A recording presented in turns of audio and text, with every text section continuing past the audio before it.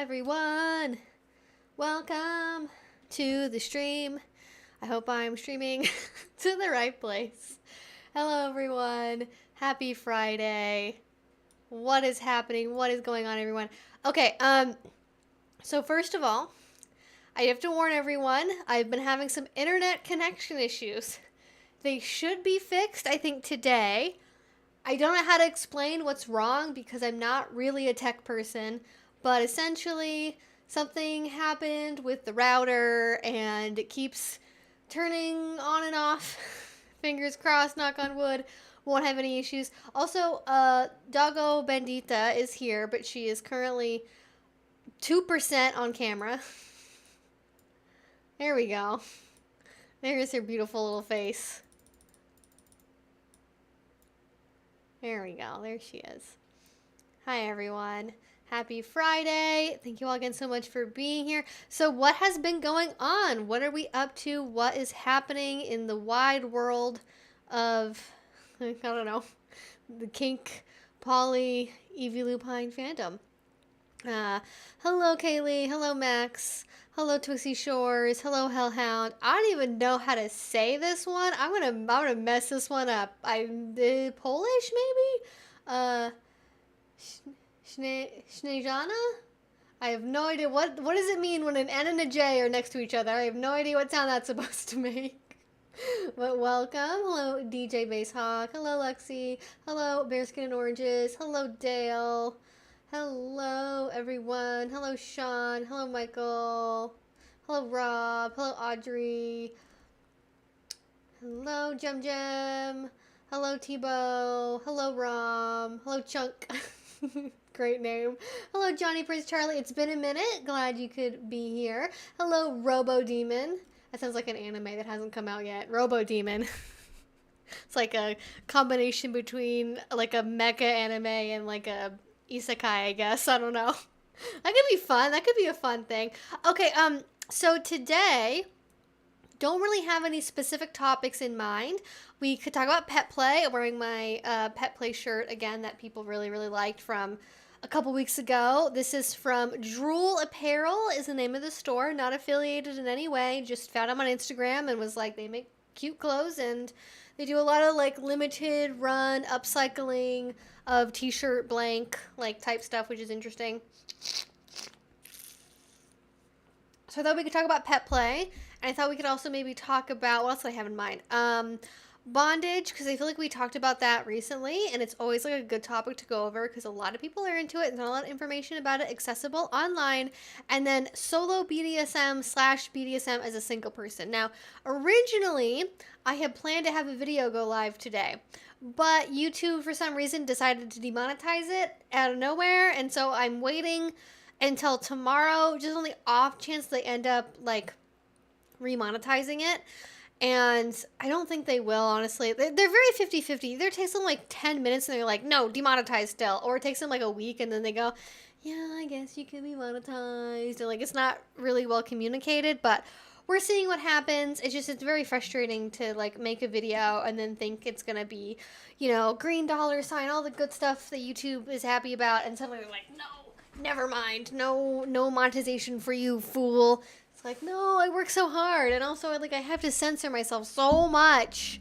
Like I can't say anything about genitals. I can't say anything about sex, or can't say the word fetish. Like it's a whole thing. I made the mistake of being gay and wearing pink. Oh, geez.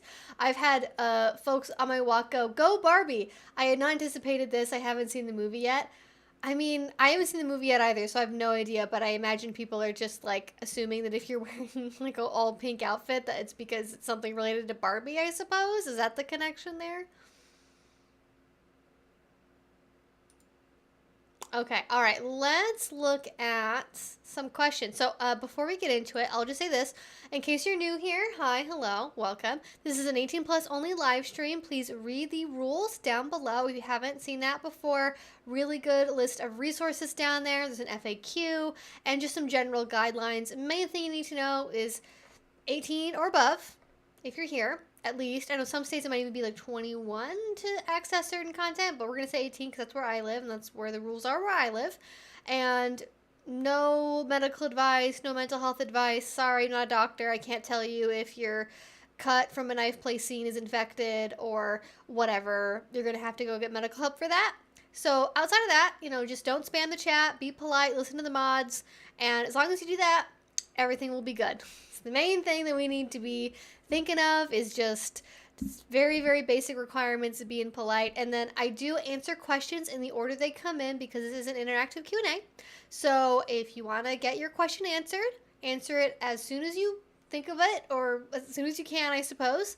And then I'll answer in the order that comes in. And if you want to jump to the front of the line, you can do that either with a super chat or through Streamlabs, which is down below. And there's a really good way to make sure that you basically get my attention, and I will read your question out loud and we'll go over it right then and there. And basically, unless I'm in the middle of answering something else, I'll get to your question next. So that's like basically what you need to know about the guidelines of what we're doing here. And I think that's everything. I feel like I'm forgetting something for some reason. Rules, 18 plus, no phone chat. Okay, I feel like that's probably it. So we'll just get into it. Okay. So excited. I talked to my boyfriend and told him what you said, and he agreed, and I'm so happy. Thank you. You're amazing. Oh, I'm so happy, Max. Congratulations. Yay. I love it when people check in from like previous streams and like when I've answered questions before. I love getting updates. If anyone has any updates from previous questions, I always love to hear what's going on with people and how things are happening. I'm glad that you're feeling better. So we had a lot of people that are sick in the chat, which I feel you on that. I haven't been like sick, but I've been like having like a headache off and on for a while. Which honestly is, I think, more a combination of like the hot weather and my continual lack of being properly hydrated. So I'm trying my best to work through that, but it's difficult.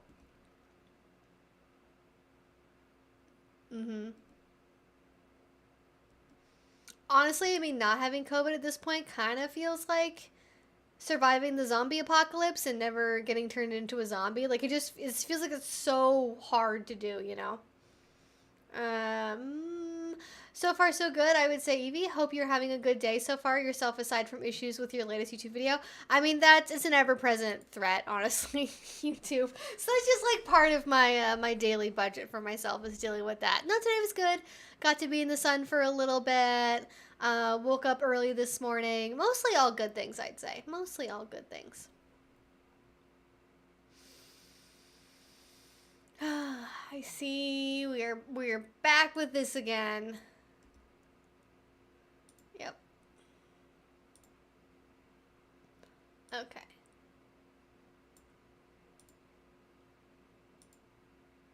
I don't know why this one person is like this. Okay. Okay, I have to say it. I'm not addressing this again. Just hear me once. If you ask a question about any caller I've previously had, I will not respond. I will delete your message. Thank you for the donation. I won't be responding to it. Okay? That's basically it. Please don't act entitled. It's a bad look, and it's not endearing or cute or entertaining. It's not even really being a good troll, honestly, because I have a whole video where I've talked about it before. So if you want that information, you don't have to pay me for it. You can just go watch that video, and then you'll know, and you don't have to spam my chat. It's really easy, honestly. But, some people, they love doing life on hard mode, I suppose.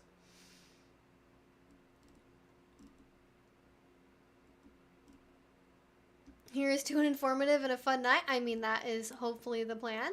Yes, here she is in full nap mode once again.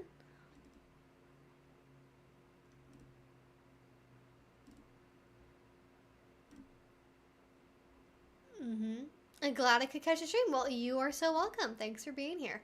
I know what you're talking about with the router. I have had issues with my router. It keeps dropping the connection, even though it's technically connected anyway. Yeah, I don't really know what's going on. I think it's like some firmware problem.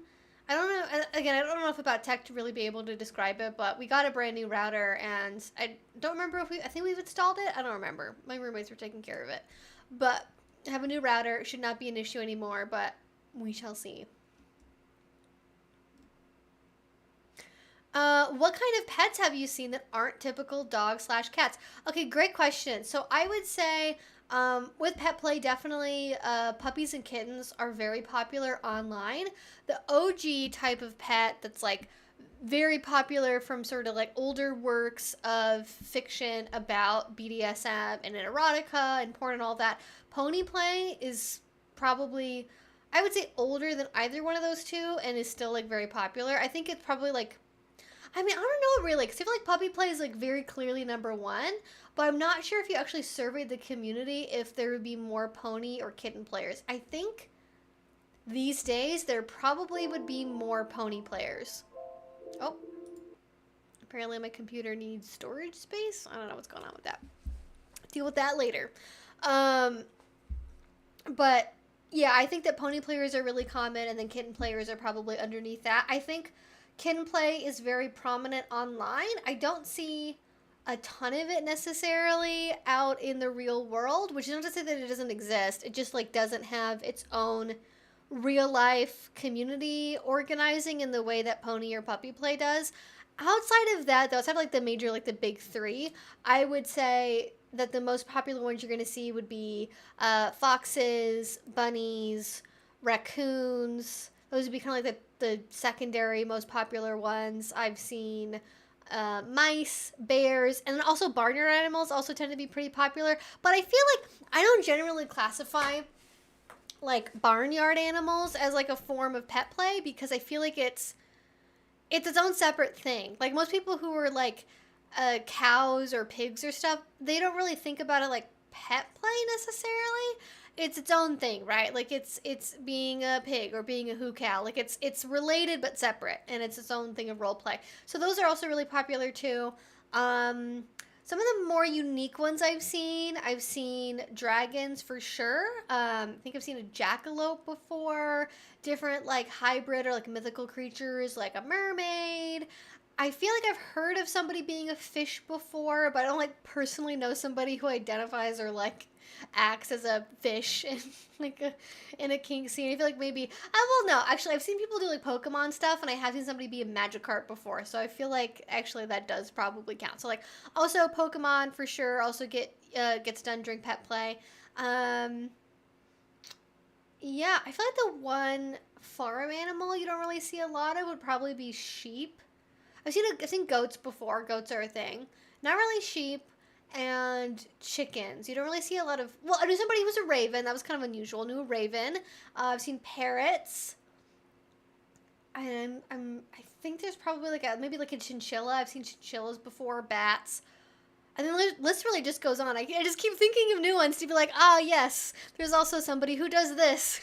There's all different kinds of pet players out there, which I really love. I feel like 10 years ago in the community, there maybe even longer ago, definitely like it's gotten progressively better, but even 10 years ago was still a thing that like if you're a pet player, you have to pick one of these three things. Like you're picking a starter Pokemon and you have to pick between the water type, the fire type, and the grass type, and like the grass type is the pony, and then the water type is the dog, I guess, and then the fire type is the cat. That analogy really fell apart very quickly, but it's something where you oftentimes feel you have to choose one thing because the community is telling you, anyone can be a pony, but like, most kitten players are women, and then most puppy players are gay men, and people won't tell you you can't be something else directly. Like, people generally aren't trying to be like, well, you're not allowed to call yourself that because you're a girl. Like, people don't do that, but there is kind of this, like, silent assumption in the community that, well, if you're a pet player and you're a girl, you're a kitten. And, like, you'll get that interaction from people where they perceive you as a woman, and then they know that you do pet play, and they go, kitten, and they just, like, beeline to that. Like, I had a lot of experiences, especially, not so much now, like, more recently, but when I was, like, first in the community, and I was, like, 22, and I don't feel like I didn't dress, like, super girly. I never wore pink. I never wore anything that was, like, related to any kind of, like, popular, like, little franchise, like Care Bears or anything like that. But I would definitely get stereotyped as being a little, even though I didn't behave as one or just, like, want to do anything like that, just because of, like, how people perceived me and assumed because, young, does BDSM, femme of center, therefore does age play or is a little or does DDLG or something. and that was frustrating. Anyways, the point is that lots of different pets are possible out there. You can be literally anything you want. The only limit is your imagination. I would say if what you want is to be part of a concrete community, kitten, puppy, or pony is going to be your best bet. But even within that, in pony herds, in pup groups, like you will see people of all different types of pets. Like I know people that are in like pony herds, and there's like donkeys, and there's mules, and there's zebras, and there's sort of like equine-ish animals, or like other barnyard animals like cows or something that are part of a pony herd, or maybe like a puppy player who's like a herding dog. They'll also be part of groups like that. So it's not even exclusive to just like literal like racing horses or something, and like role playing is that it can be more expansive. And definitely within puppy play groups, I've known people that are foxes, kittens, cat dogs that also will play in puppy play groups. So it's not limited necessarily, but it'll be easier to find gear for certain things if you are hewing close to what the more traditional way of doing it is, if that makes sense. So there is that on that.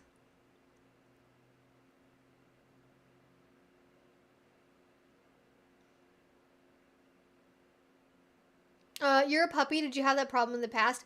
I'm not sure what that is referring to because I can't see the rest of it. I'm assuming that you mean that is like the stereotype of like girls have to be kittens. I feel like I didn't run into that one as much as I ran into the like you must be a little for some reason thing. Like, do I sound like a little? I guess maybe have a voice I use with like dominant partners. It maybe sounds kind of little e, but I feel like I know most subs that have a voice like that aren't little, so I don't even know where that correlation comes into it, but I ran into it occasionally. I wouldn't say that I ever ran into that like directly in person in the real life community. It was only ever online. Like online, people would be like, "Oh wait, you're a what?" Just because the spaces I was a part of like were so dominated by female kittens around my age that everyone kind of assumed if you were in that club, so to speak, that you were of the same variety. But like I would say by like 2017-ish, 2018 for sure, there was a lot more diversity in the pet play scene online. Like you would see people that were, you know, chinchillas, bats, bears, bunnies, all of that stuff. And so it was a lot easier to be a girl online and pet player and also be something else, even though kitten was still by far and away the most dominant presence. The kink version of cat dog. Subdom. You mean being a switch? Oh, a panda. Yeah.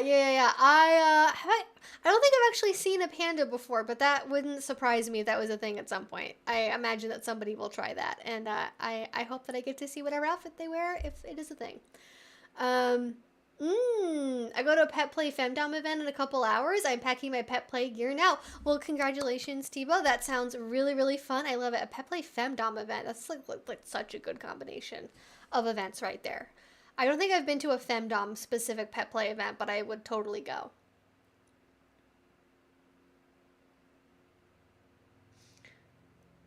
Why does your intonation shift with your video intros? I don't know. Ask any YouTuber why their intro sounds the way that it does. And it's just, if you say the same intro every time you make a video for, in my case, 7+ years, I don't know when I started saying that exact intro. It was at least 5 years old at this point. And if you're making videos twice a week and if you're doing multiple takes for an intro most of the time, like most of the time I have to do like at least 3 takes of like the kind of first couple minutes of a video, and then I get into the flow of it and it kind of goes from there. But if you just say the same thing over and over and over and over and over again, you just kind of get disassociated like from the meaning of the words you're saying. Like, yeah, I could stop and say like, "Hello everyone, my name's Evie Lupine, welcome back to my channel, and today I have another video for you all," and like make it sound relatively normal when I say it, and like say it in like a normal speaking voice. But I feel like there's something that's kind of like flat about that affect, like that way of saying it. So I started kind of saying it in a more sing-songy way, and it's gotten like more and more sing-songy as time's gone on. But I feel like everyone I know that has like a set YouTube like verbal intro like that, if it's a little bit longer, it ends up being that way. Like I think it's one of the Walsh twins. I don't remember if it's James. I think it's James Welsh. His intro where he's like, welcome back to my channel where, you know, skincare is about progression over perfection because perfection doesn't exist or whatever. Like, he's been saying that for a long time. And especially if it's talking about like the one where it's like something about, you know, we're talking about skincare, makeup, and sometimes hair, even though he doesn't actually ever talk about hair anymore. Like you just have a thing you're used to saying a lot, and you just like kind of warp your own voice because you say it so much. Or like Philip DeFranco, because he always says like, "Sup, you beautiful bastards," right? Like that's like his famous intro that he's been doing for longer than I've even had a YouTube channel, and I think it's so short you don't really feel it so much, but yeah, it's interesting that it changes over time. Like I even go back and watch my old videos from like a year or two ago, and I can hear that it sounds different, but I don't really have any like control over that. I just like start talking and it just comes out that way, you know? Is it just me or my messages not showing up on the actual stream? Are they not? Because that'd be very weird if they're not showing up. I will keep an eye on it because I saw your previous messages, Lexi. I don't know what would happen. I'll keep an eye on it. I see them in the chat box, but not to the left. Okay, that's so interesting.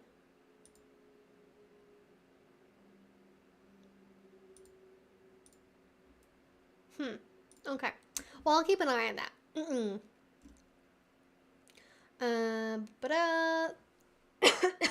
Also convenient, I caught this stream. I'm slowly getting more into all 3 topics in the title today. Well, that's awesome. Thank you. Oh, thank you, Chunk. Oh, wait, my stream froze for a second. Thank you, Chunk. I appreciate it. I meant to add my comment about loving your intro. I'm so high. Listen, don't worry about it. Listen, Chunk, I love that you're here and just vibing. I love that for you. Bailey Sarian stopped doing her intro song and it still throws me off every week. I hope you don't change your intro. Yeah, I know she did get rid of it recently, didn't she? I don't watch Bailey as much anymore as I used to, but I mean, I've toyed with the idea. I've thought about what if I did maybe like a little bit of a slightly different intro, or did like a little bit of a video, like an intro clip of like something that played on screen instead of a verbal intro. I have ideas, but maybe September.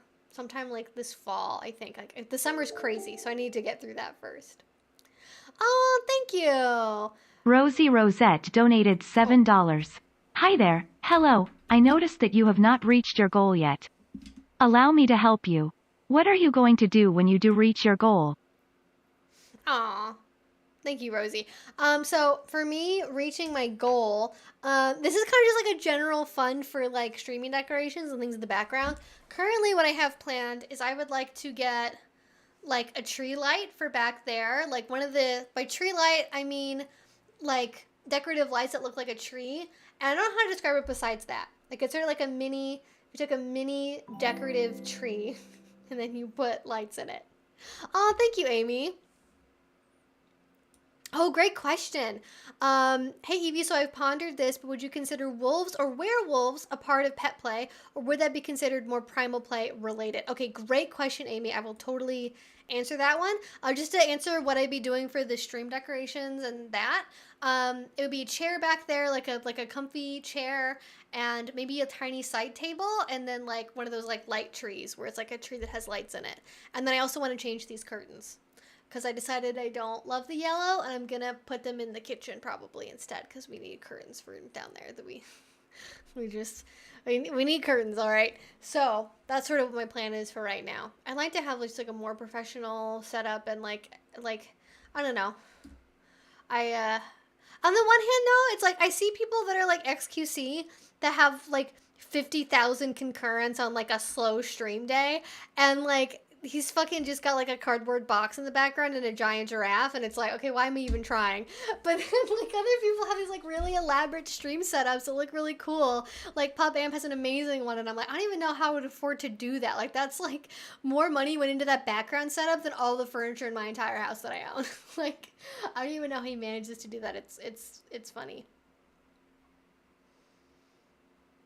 Thank you for answering about the intro. I thought it was a Dom aspect to get us to pay attention. Oh, interesting. I don't think anyone said that before. Makes sense for it becoming automatic. It is a great style too, and for sure an original Eevee style. Thank you. It is my original Eevee style. You're right. Thank you for saying that. Some people hate it. Some people are like, I would watch your videos, but I hate your intro. And I'm like, but other people love it. And so it's like, you can never make people happy, because if I change it, people are going to be sad. But if I change it, other people are going to be happy. So what do I do? Oh, right. The werewolves and wolves being in Petplay versus Primal Play or something else. So I definitely know people that are wolves, coy wolves, coyotes, wolf dogs, you know, sort of a Balto situation, that do pet play and identify with their persona like falling under the pet play umbrella because of the way that they do it. I think there's maybe not a Venn diagram, but there's sort of two strains of role playing as a wolf, and I mean, really three actually, if I think about it.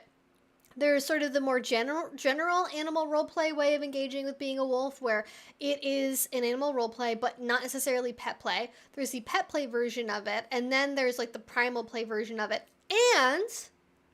And okay, I have a course I've been working on that's all about primal play. I don't want to oversell it, but I haven't heard anyone talk about primal play this way before, and it's pretty bomb, and it's gonna blow y'all's minds, I think. Maybe me saying that will oversell it too much. But I feel like I have struggled for so long to figure out how to articulate what primal play is about and how it makes me feel and why I enjoy it and all of that stuff. And then finally, I just had this like light bulb moment a couple months ago where I was like, this is the core of what this is about. This is why primal play is what it is to me, and I need other people to understand this. So I don't want to spoil it because I've been putting a lot of work into it. Okay, it was a lot of research. It was a lot, and there's a lot of like additional resources and other things that kind of are part of this course I've been working on.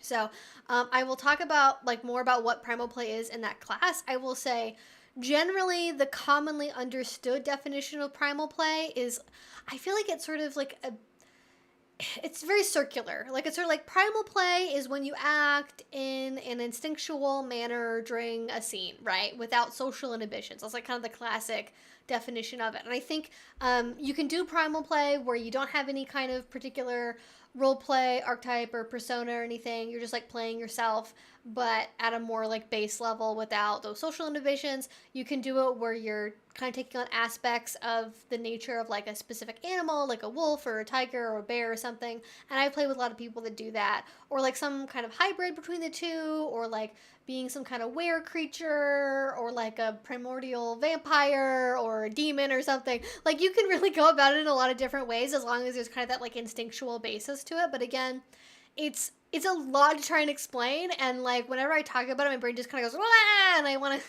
to ramble for like an hour, so I have to like rein it in a little bit because it's literally my favorite subject. I love talking about primal play. It's like my thing. It's so delicious, and it informs, as it says on my FetLife profile and has for the entire time I've had one. Basically, it's like I identify as primal. That is the primary way I interact in kink, and that's like my jam. That's what I do. So it's my passion. It's my passion, and I want to make sure people know about it accurately. And yeah, so I guess wolf stuff could kind of really fall under any of that. It's, for me, like pet play is about taking on the mentality of a pet, like not just being any animal, but acting in the role of a pet, either by yourself internally, mentally, or in a relationship or in a dynamic with somebody else, or like in a group. You consciously are being like, even if you don't necessarily maybe like it, like maybe you're forcibly tamed to be a pet, you can play around with force and behavior modification and do it in kind of a little bit of a darker way. But at some point, it's about being a pet, being owned and controlled by someone else, either present currently or as an ideal or as kind of a role play framework. Whatever it is, there's that sense of like ownership and control that's connected with being a pet. And it gets complicated, right? Because like there's stray animals, you can get into dominant pets. Like it's complicated. But that's kind of like the broad overview. And then with animal role play, I mean, you don't have to be a pet at all. You could be a dominant animal, you could be submissive, you could be a switch, you can be whatever. And then like primal play is kind of one flavor of animal role play that really emphasizes that lack of social inhibitions and instinct and like bodily like sensory experiences, as opposed to maybe something that's more like traditionally considered to be BDSM, maybe. All right, another chat here from Dion. Love it. I've been wanting to do primal play more, but I am really struggling as a physically disabled person, particularly injury risk. Any thoughts on this? Yes. So people, okay, this is another thing I talk about in the course I'm working on. So again, I don't want to spoil it too much, and I go on a whole ramble about it, and it's very long. So I will summarize my main thesis of it here. A lot of people stereotype primal play as being about rough body play and wrestling. Like if you go on like the articles from like Kinkly or Cosmopolitan or whatever else, a lot of the articles will have some sort of description along the lines of like primal play is like they talk about wrestling and hair pulling, scratching, biting. Wrestling is I think kind of the main thing though, regardless. And I'm changing this title real quickly because we're talking about primal play. I want to make sure people don't miss out on the opportunity to be part of that conversation because it's an in-demand topic. So it doesn't have to actually include any of that. For me, I think that primal play, because it's about instinct, it can be a very romantic sensory experience. It can be something that is like entirely mental. Doesn't have to really be super physical necessarily. And if it is physical, doesn't have to involve anything like rough, heavy, or that for you and your particular disability would like make you prone to injury, right? Like if you are wheelchair bound, you can totally do primal play. If you use a walking aid, if you have paralysis somewhere, like doesn't matter what it is, you can engage in primal play as long as there is like negotiation about like what your comfort level is with certain things, what you're able to do physically, what's safe for you to do physically. There are ways to work around that and make that work so that way you can engage in primal play. So you can, but without kind of getting into the specifics of like what you personally want to do, because again, I really feel like primal play is a very like mental experience. It's a very like mental sensory experience.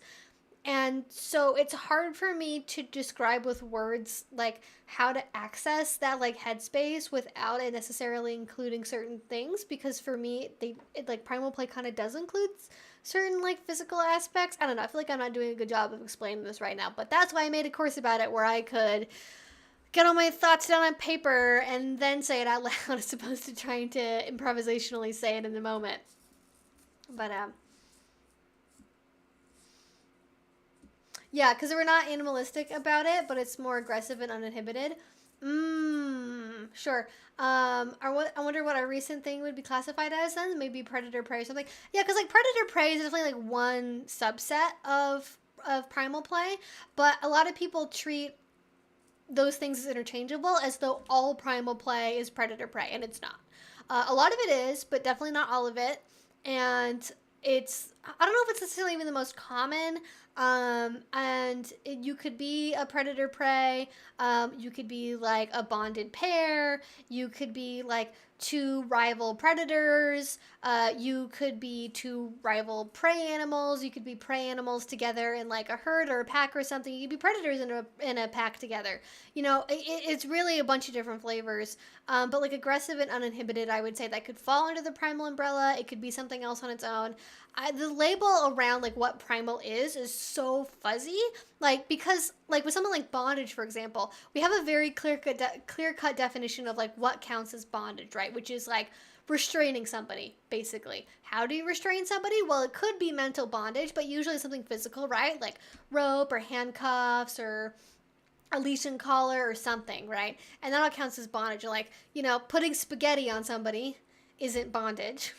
I'm pretty clear about that, unless it's a mental bondage because they have a phobia of spaghetti and they get paralysis, like mentally, because they're around spaghetti because they're so afraid of it. Like for the most part, what counts as bondage is very clear cut. What counts as impact play is very clear cut. What counts as like wax play or whatever, like the more niche kinks or water sports, it's all very, very clear cut.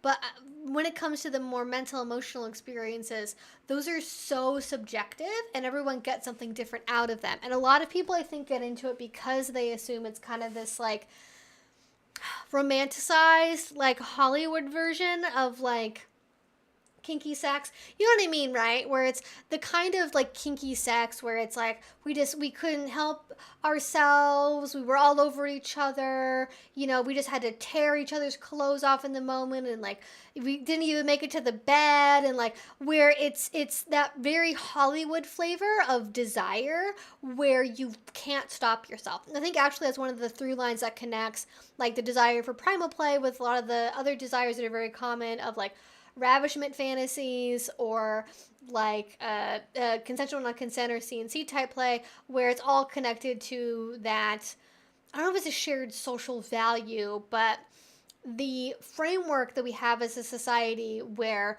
we're kind of taught, okay, really good sex is when you don't talk about it at all. It's completely instinctual. You go for it. No stated limits, no boundaries, no communication in the moment before or afterwards as well. And, you're all over each other. You can't help it. And, the back scratching and the biting because you're just so filled with lust and desire, you can't help it because you just want to consume your partner because of how much you're physically into them.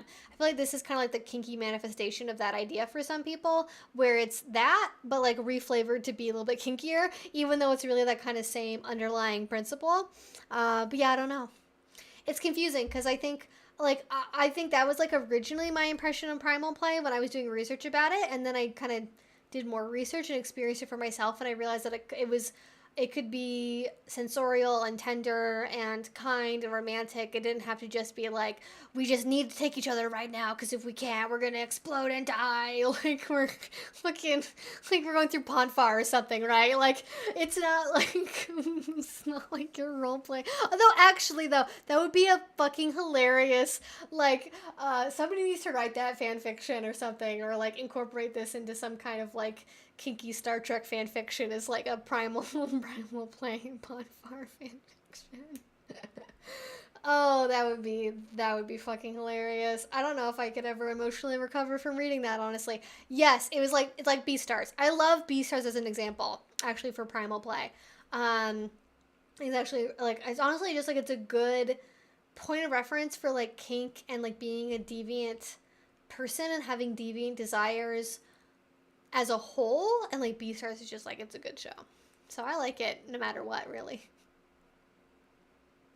It's magic spaghetti, and magic spaghetti counts, supposedly.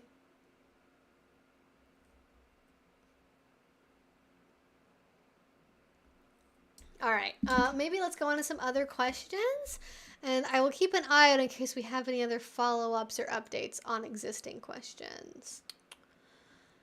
It's just a pink shirt. Oh, that's silly. Question. Are human pets a common role in kink spaces / is it still pet play? By that I mean someone who feels like a pet for their dom but doesn't partake in bio pet or animal play behaviors. Audrey, you're gonna be so happy. I have a video coming out about this in probably a week. I think it'll be out next week. And it is all about human pets. Obviously, as always, different people will define things differently. For me, I do see human pet stuff as being a subset of pet play, right? Because you can be a pet player and be a pony or a kitten or a puppy, and you can also be a human pet. And I feel I want to change it's getting a little hot in here for me. I'm going to turn down the lights a little bit. Okay, that's better. I don't feel like I'm going blind in this eye from the light. Okay. I consider being a human pet to be a subset of pet play. This is maybe a mildly hot take. This is a 1-star spicy take for me.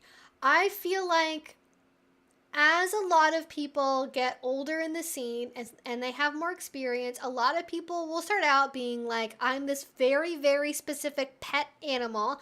I am this exact breed of dog or this variety of horse or this exact color of cat or whatever. And that's what I am and who I am. And it's very, very, very hyper specific.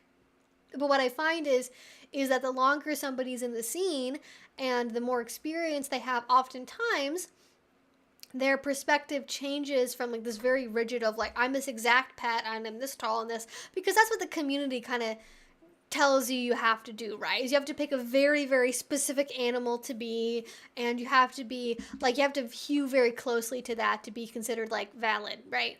And over time, I think a lot of people move away from that, not necessarily even consciously, but just on the level of I don't really feel I feel like a pet, but I don't think I have to be this, and people tend to become a lot more soft with their pet play. It's still maybe informed in an underlying way by whatever kind of their original core pet or pet aspects were, where if they had multiple pets, they were maybe a little bit of each comes out.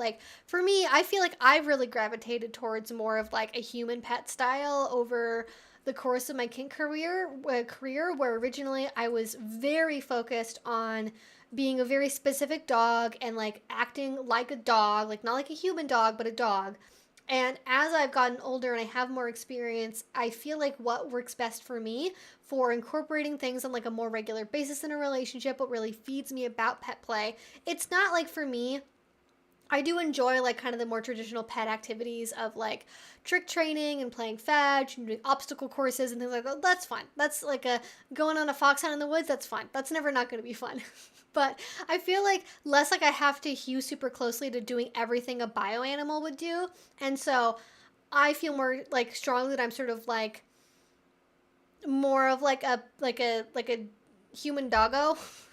Like sort of like anime dog girl is more like where my speed is at currently, where I'm not like fully only a human because I do have a lot of like dog like behaviors, but I'm also not like I'm not fully one or the other. Like there's sort of like I still have a lot of doggo behaviors that are in my psyche, like when I do pet play, either because of my habit of doing it for that way for so long and also because that's what I enjoy doing.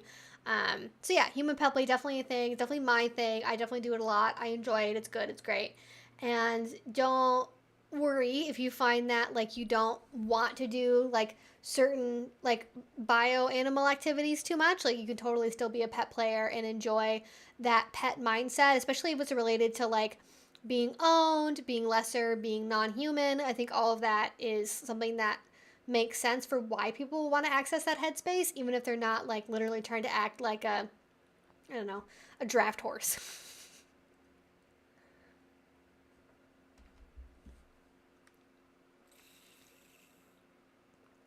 I know someone who has to be doing some freaky Vulcan BDSM roleplay. Somebody out there definitely is. I forgot it was Friday. Human pets? Oh, like a human pets. Where have I... Isn't it like a Miley Cyrus album? Wait, am I hallucinating? Didn't she have like something about like pets with a Z as like an album name? Something about dead pets. Oh yeah, Miley Cyrus and her dead pets. That's like such a wild name for an album, honestly. But apparently 84% of people liked it. That's crazy. Interesting. The more you know about Miley Cyrus. And how it connects to kink, I suppose.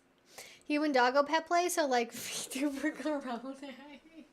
Yes, I am Corone. I have, not recently, but I used to sometimes edit in like Corone memes into my videos if I was talking about pet play. Yes, my goal is to be Corone. That's what I'd like to be. Oh God, okay. That was a good one. I was completely called out there. Thank you for the laugh.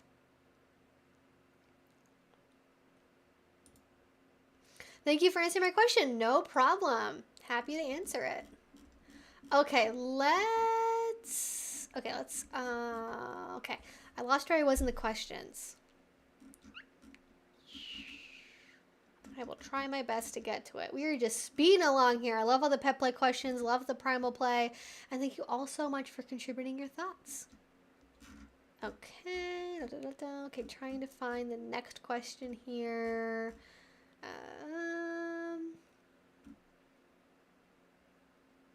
Okay, great. I'm a Dom leaning sub. Oh, I'm a Dom leaning switch, dating a sub. Important distinction. Leaning switch, and she's agreed to mommy dom me for a day. Ooh, congratulations. Do you have any advice, ideas, maybe including bondage, chastity, ABDL plugs, massage guns, etc.? I missed a question mark for my comment a few moments ago. Yeah, no worries. If you can use a question mark or the question mark emoji, especially, is like very helpful for highlighting questions, but you don't have to do it. I will try to see questions anyways, especially if it says question in the front, but I appreciate the effort. I mean, it kind of sounds like you have a lot of ideas already. I think if she hasn't done like mommy dom stuff before, I think it's worth figuring out what kind of mommy dom she wants to be and like what that means for you, right? Because it could be anywhere from like, I want to be like an infant baby in like a diaper and a onesie all day, and all I'm gonna do is cry, and I want you to just like take care of me and tell me I'm a good boy.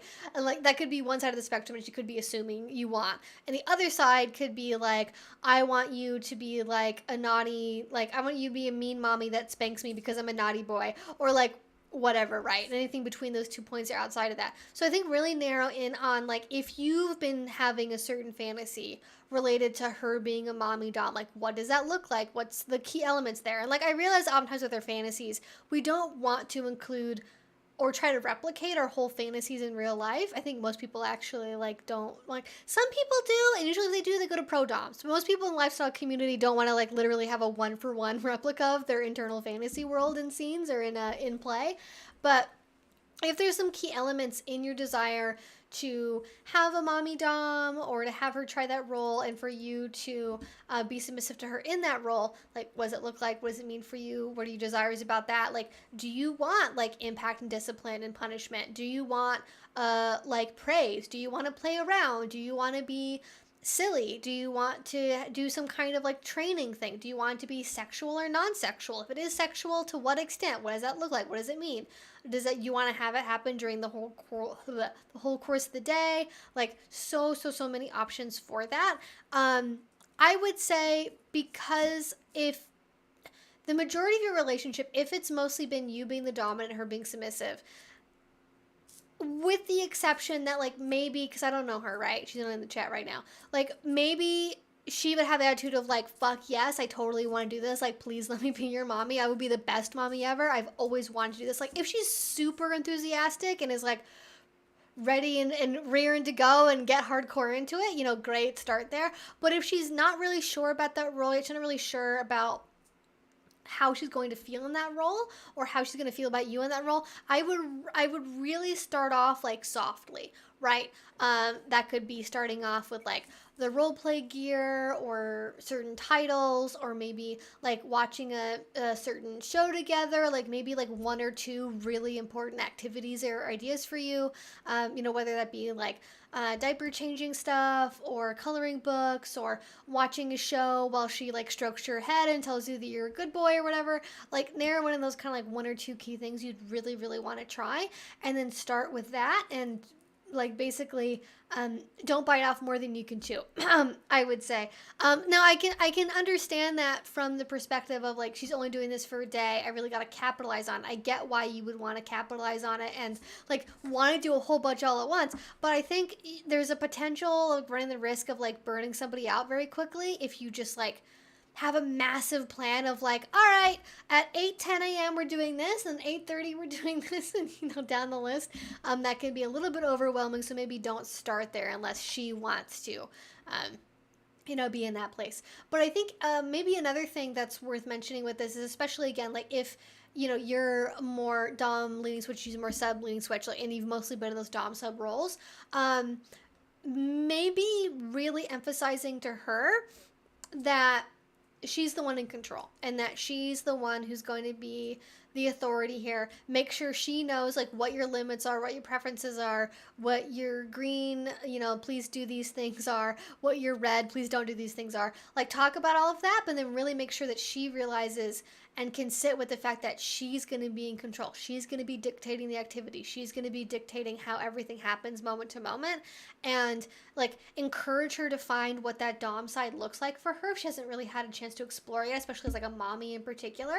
Like maybe encourage her to like try and find like a mommy in like a show or something to like take inspiration from, or maybe try on different outfits or do her makeup in a different way or hair in a different way, or like get a wig or something. Like help her find ways to connect with that mommy side before this scene happens and before that like mommy dom for a day thing happens, just to make sure she's in that place of like, I feel dominant, I feel powerful. Because I think especially for switches, it can be even more important to have a clear distinction between role phases, because if you're used to like being in a certain place, dressing a certain way, talking a certain way, and that has been correlated with acting in a submissive fashion, I think it's a lot harder if you don't change any of that and then have to then act dominant. Whereas like a change in your outfit, the way you physically present yourself, your titles, like where you're doing it at, I think all of that can make it a lot better and a lot easier to get into that mommy dom role, as opposed to just like being like, I'm supposed to be acting like a mommy dom, but I still kind of feel submissive, you know? Like you want to set yourself up for maximum success there.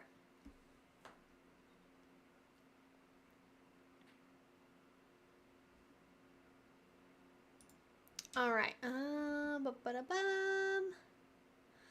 Do you have a favorite collar? Mine is a spiked black one. I do not have a favorite collar. I don't really own that many collars these days. I have, how do I describe what it is? I have like one collar. It's sort of like a short posture collar that I really like. I have a couple that have been on my, like, when I have fun money and I can, like, maybe try it on somewhere first. I have an idea for like a collar I'd want to get for like functionality and like bondage purposes. But I used to have a favorite collar for sure, but I don't anymore because I don't wear them quite so often. YouTube is now You Prude.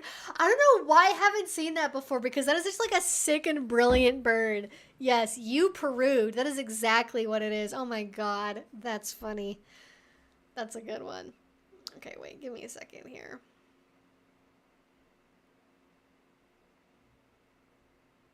Ah, okay. That's what it was. UPS lesson.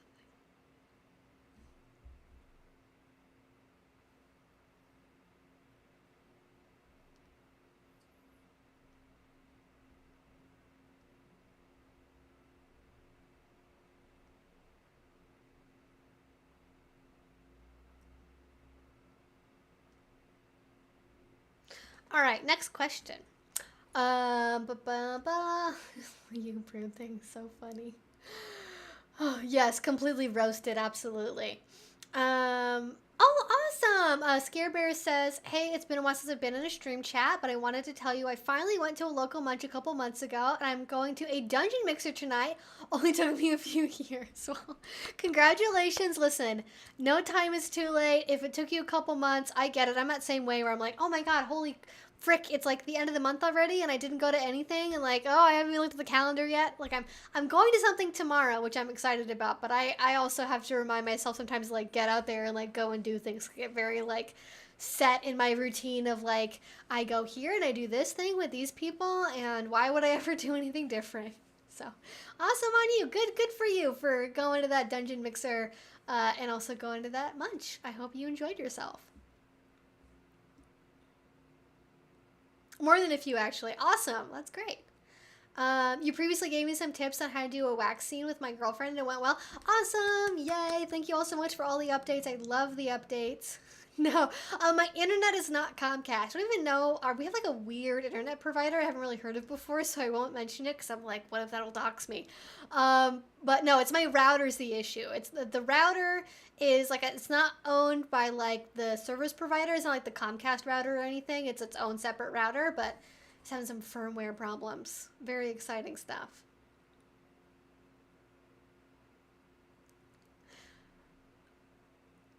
Oh my god. Okay. Speaking of updates on the past stream, the 20-year-old female unicorn is still with the 53 male, 54 female couple, and the guy in the couple called three women calling a consent violator man haters. Oh my god. No. Could there be a bigger red flag? Man haters? What is this? Fucking 1920? Like, that sounds like an insult from like a kid's comic where it's like, you know, the fucking, I don't know. That's crazy. That is still, listen, you can't stop them. People got to make bad decisions on their own sometimes, and eventually those roosters will come, no, not the roosters, the chickens will come home to roost eventually.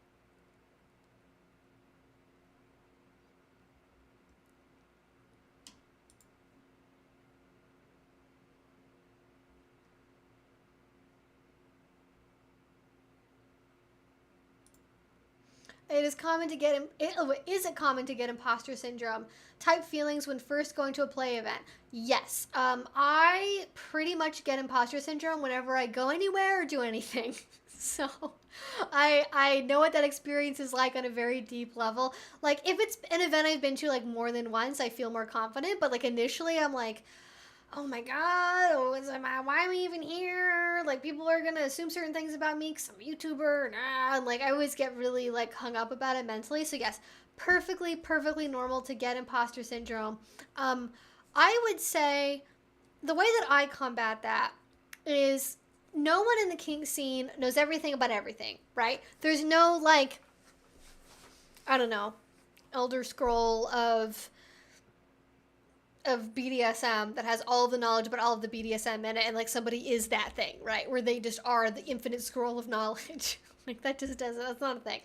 Everyone has areas of kink that they don't know anything about at all. Even pro doms, even people that have been in the scene for 50 years. There's always going to be someone that you meet that knows more than you and knows less than you do. As long as you're being upfront about what your skill set is, what your skill level is, your experience level, that's what's important, because you're always going to find people that are bigger, more experienced, more popular, all of that. So like if you're just worried about like not fitting in, just realize that everyone's kind of on their own journey. I know people that are brand new to the scene that are in their 40s and their 50s. I know people that have been in the scene for 10 years that are 30. Like it really, really depends on the individual person. And as long as you're not misrepresenting yourself to other people, I think that's the important thing. Like if you can be honest, if you can act in a way that develops trust with other people, I think that that is like the most worthwhile thing. Because there are definitely people, especially submissives, that are willing to play with people that are brand new. And as long as you're open and honest and you're like, I think for me, the big thing is like, if you are like if you're humble and eager and you really want to learn, that's like the biggest green flag for me. Like people that are like, I don't really know about BDSM, but I definitely want to know, please tell me more about it, and they're willing to put in the effort into their own research, and they want the resources that I have to share with them, and they can read that. And like obviously, especially in the scene, right, there's lots and lots of people that have ADHD or neurodivergent in other ways. And you know, if it's audiobooks, YouTube videos, listen to a podcast, whatever it is, like watching other people, going to an in-person class, whatever method works best for their brain to learn a new thing, that's what I care about, is somebody who does want to learn, even if learning maybe is difficult for them in certain respects. But that's the big thing. Be eager to learn, be open, be honest, and that's like 99% of it. And then just like finding people that you connect with. I think if you can find people that you connect with, that you know like see you and hear you and respect you, that's a huge deal. Making those personal one-on-one connections.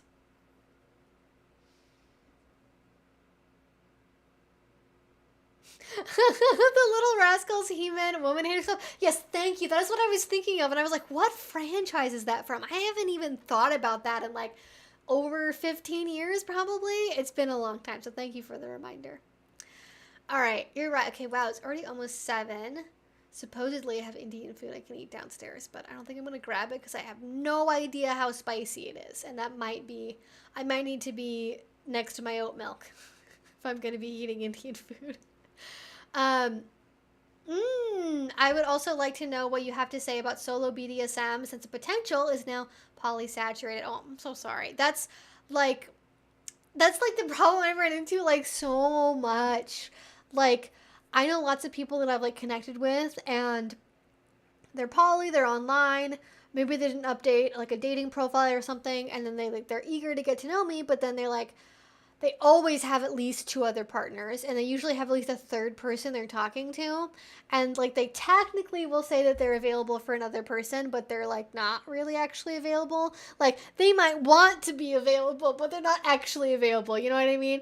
Like they're like, oh, I want to spend time with you, I want to get to know you. And it's like, okay, well, according to your schedule, you can meet up in 6 weeks. And like if so much stuff is already pre-booked out, you know, good luck actually making that connection. So yes, I feel you on like you want to be with people, but your potential is polysaturated. I do have a video that's supposed to come out tomorrow about solo BDSM, and I have this perspective that like solo versus single BDSM are like 2 different things. Like if you're a single person in BDSM, is very different than being solo, because to me being solo kind of indicates this level of choice where like you're choosing to do BDSM on your own as opposed to trying to find another person. I feel like single is kind of this, in my mind at least, a temporary label that like a lot of people try to get away from because they don't want to be single. Like, I don't know. Is that kind of like, does that make sense? But if you have specific questions about how to do solo BDSM, I would be happy to share my thoughts about it. I would say that even if a potential partner is polysaturated, there's so many ways to explore and be part of the BDSM community and get that interaction, be that going to social events, discussion groups, volunteering at events, meeting people that way. Because I find oftentimes like things can seem really, really limited, especially if you're meeting people online or you don't go to events that often. It can seem like, you know, I've gone through all my matches on OkCupid or Field or whatever, and now there's no one left. And so now there's no more kinky people. And then you go to one party and you meet the best person. So, you know, going to events can be a great way to meet people that are more available. You can have that conversation right away, or you can do pickup play. You can play by yourself. You can join other more social oriented groups and meet people through that eventually. But yeah, it's finding people can be a struggle for sure.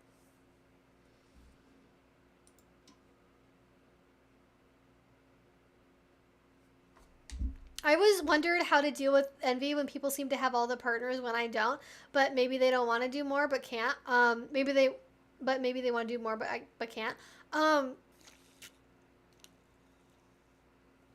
mean, because of my, not that I have like a ton of experience. Like I'm not like, you know, I haven't been doing this for 20 years or anything, but in my not very experienced, but not limited experience. My medium amount of experience. Oh, the dog's on the move. Is she going to the bed? She's going to the bed. She's on the move. Oh, wrong way. Oh. Beautiful. Amazing. Perfect. A perfect, beautiful angel. She's a beautiful, perfect angel. Shoot, what was I talking about? Polyamory, meeting people. Oh yes. When people I would say in my experience in polyamory, I want to say this in a way where it doesn't come across like I am in any way like anti-polyamory or anything, because I'm not, because I literally am, so how could I be?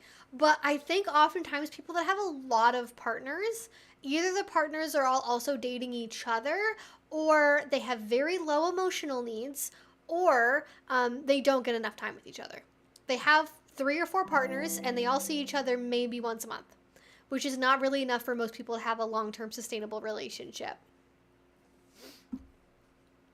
Oh, thank you. From Perp Dire Witch. Evie, you helped me understand the kink world and poly so much over the last 12 months. Thank you. Well, you are so welcome. Thank you for the donation. Is that from Australia? Is that what the A is for?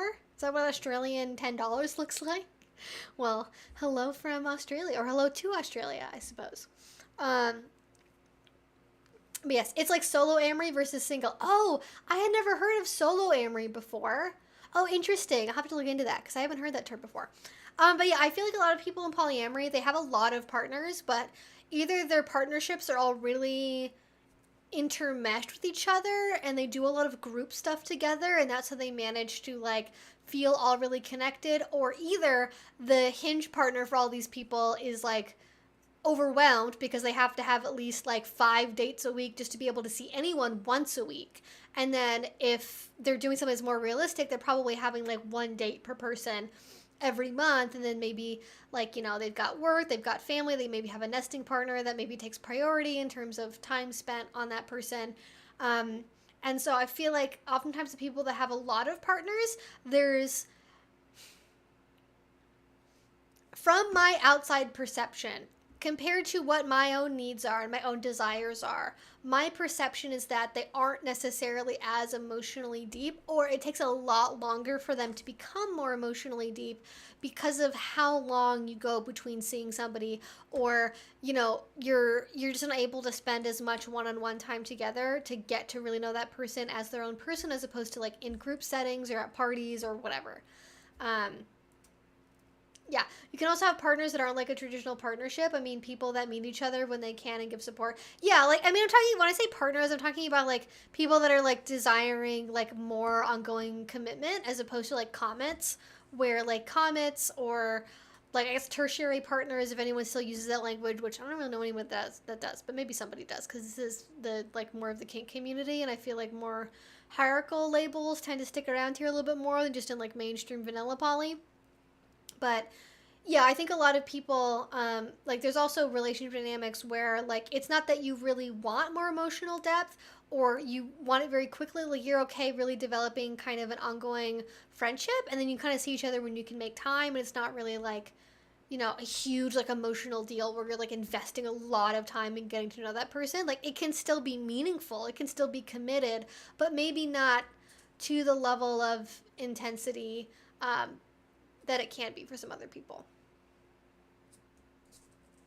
or some other types of relationships at least. Um, Once a month is fine by me, but yeah, probably not for most people. Yeah, most people kind of, especially if it's more romantically oriented, most people like want a more ongoing commitment. Like that's something that I've run into in my relationships, like dating people that aren't necessarily polysaturated but are pretty close to it.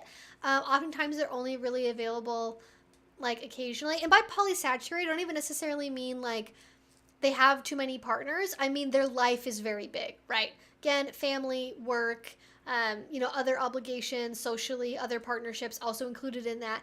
But they have so much going on in the rest of their life that they don't really have like too much room to also be able to take care of themselves and also see a new person. And so it kind of gets like lower priority.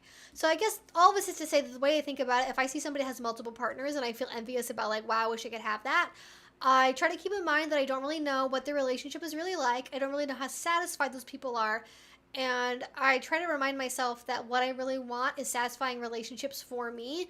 And that might not look like having 4 partners. That might not look like I would rather have 2 partners that are really amazing and solid than like 4 partners where like, hey, we kind of just get along, right? You know, they're good for fooling around with, or like, you know, getting a coffee once a week or something just to catch up. But, you know, maybe you don't really have that closeness to them that I would otherwise desire. So, but yeah, you just never know like how somebody's relationship really is, even if you think you do, and you're certain, and you're like, I've seen these people for years. They're always so happy. They're always so lovey-dovey. They're always all over each other. Trust me, you do not know. I know so many people and so many couples where they put on this front, like externally, and they seem so happy and so lovey-dovey and like so connected, and like behind the scenes, it's not that way at all. It's very much like a public performance. So don't judge a book by its cover.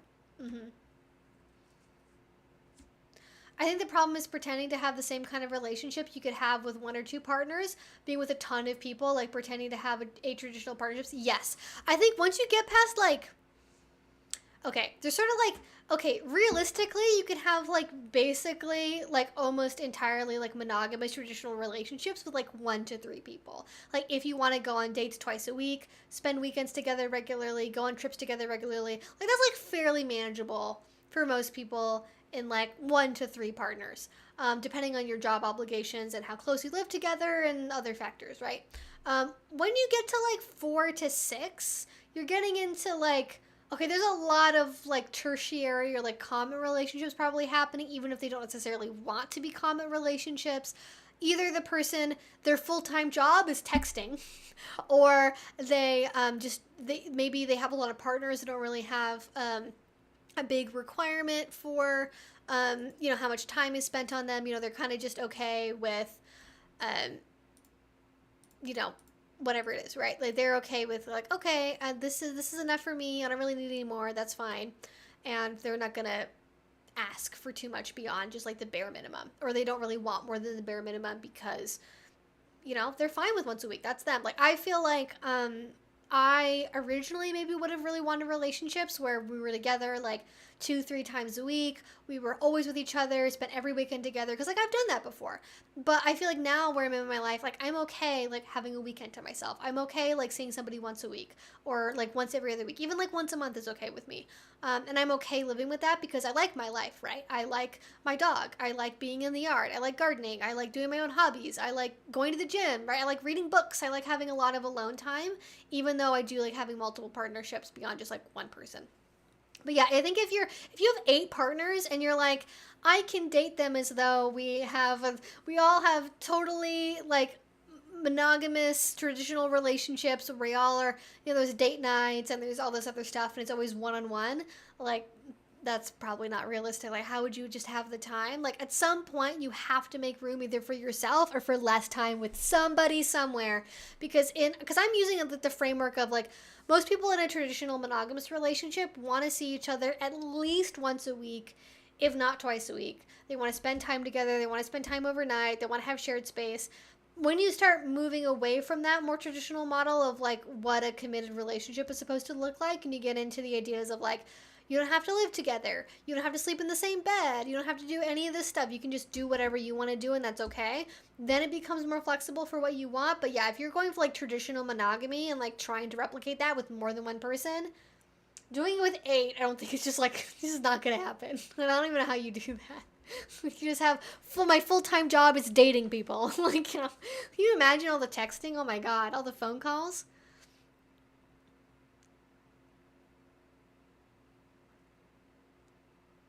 Yeah, in the end, you can't focus on what others have versus just doing the best with what you can have, as hard as that can be. Yeah, like if you're just focusing on what other people have and like sitting in that envy constantly, like that's not really healthy for you. But I think, fuck, there's a DBT card for envy, isn't there? Oh no, we unlocked the DBT. We've unlocked the DBT cards. They haven't happened yet today. Okay, let's see. Try to not completely. Okay, we're anger, justified guilt, unjustified guilt, shame. I thought there was an envy one in here. Procrastination, that's a good one to have on hand. Anxiety. Okay, sorry, I lied. Maybe what's this one? No, it's depression. Dang it. I don't have one in here for envy, but I know there is an opposite action skill somewhere for feelings of envy, which maybe actually, wait. Maybe shame is connected to envy. I feel like I remember reading envy in here somewhere, but I don't remember what card it was on. I feel like I'm dealing Yu-Gi-Oh cards.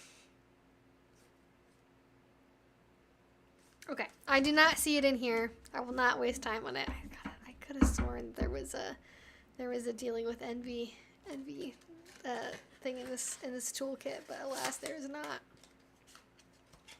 I'll Google it really quick though, just because it is on my mind, and I feel like that's maybe a good thing that's worth spending some time on. What's the opposite action? Envy. Okay. I really did not need to have. The picture for this is like 3 parrots. Okay. Okay. Okay, the emotion of envy is accompanied by biological changes and physical sensations as well. These sensations exist to inform us of our emotional state. It is possible to be sensitively attuned to these physical sensations without becoming overwhelmed by them. Possible feelings and sensations for envy include tightening of the jaw or mouth, pain in the pit of the stomach, feeling hatred towards another person, wishing bad luck or ill upon those perceived as more fortunate, or feeling unhappy if another person experiences success. When envy is a justified emotion, it becomes another person or it is because another person or group truly does get or have things you earnestly want or need. This motivates to work harder to get what the other person has, improve yourself and your life, and fight for fairness and equality. So if the envy emotion is justified, you can use it as motivation to like, okay, what can I do to get to that place that these other people have that I don't have? Right? I feel like maybe this doesn't fully work for certain scenarios. Like if you're literally homeless, like being just like work harder, improve yourself is like maybe not like the advice that's necessary. Like sometimes it's just like you're structurally fucked. But if you're not structurally fucked and it's like a person thing, like for dating or something, you know, you can use it as motivation to work towards things that you don't currently have access to that you do actually want and need. Now, if the envy is unjustified, like feeling like somebody else has, you know, more partners than me, I should have as many partners as they do, or like more partners in general. So when the envy is unjustified, which like figuring out if an emotion is justified or not is like a whole process. But I'm going to assume for this that it's unjustified, though you get to make that call for yourself. You can count your blessings or express gratitude. You can imagine how it all makes sense, right? That like somebody has more than you do or a thing that you don't have that you want to have, and then stop exaggerating others' worth and value. And so when I talk about things like keep in mind that you don't really know like what the quality of these relationships are, you don't really know if everyone involved in them is happy, that is stop exaggerating others' worth and value.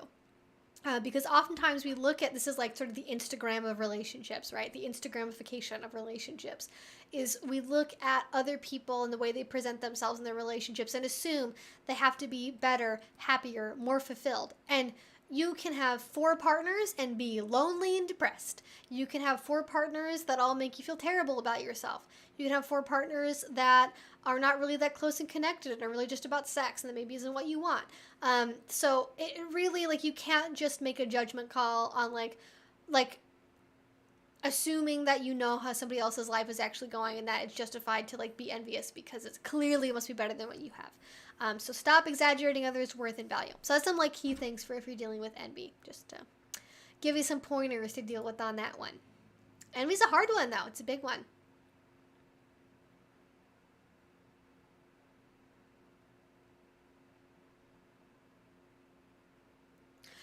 Yes, OTE is opposite to emotion. So that's like when you're acting contrary to what your emotion tells you that you should do. If that emotion is not justified by the circumstances, either in terms of like circumstance at all or like level of intensity. Yeah, it's actually a problem with CBT and related modalities is that it's really hard to acknowledge structural inequalities without staying focused on what can be changed, managed. Yeah, I know. This is something I've heard like other therapists, well, not other, I'm not a therapist, but like I've heard therapists talk about this where they'll kind of say like I've had clients who will tell me that CBT is gaslighting and I understand why people say that because it's not about like just feel happy even though you lost your home or whatever. Like it's not just about changing your perception of what's happening. It's about like focusing on like what you can do and what you have control of and like stop like not beating yourself up emotionally because of things that you can't change. It's kind of like a very brief, possibly inaccurate synopsis of like of that. But yeah, it's a CBT and I think a lot of modalities that are sort of, I mean, they're normed on, middle class white people that have sort of middling behavioral or mental health issues, right? You're not really capturing the experience typically. I don't think there's any modality that's normed entirely off of like homeless populations or people that struggle with addiction or people that are like low income but maybe not homeless. Like there's so many different factors that can go into a mental health circumstance, and most therapy modalities are just not like focused on that. And because sometimes like life is shitty and it isn't your fault, and just thinking about it and choosing to be happier is not really going to change things. But yeah.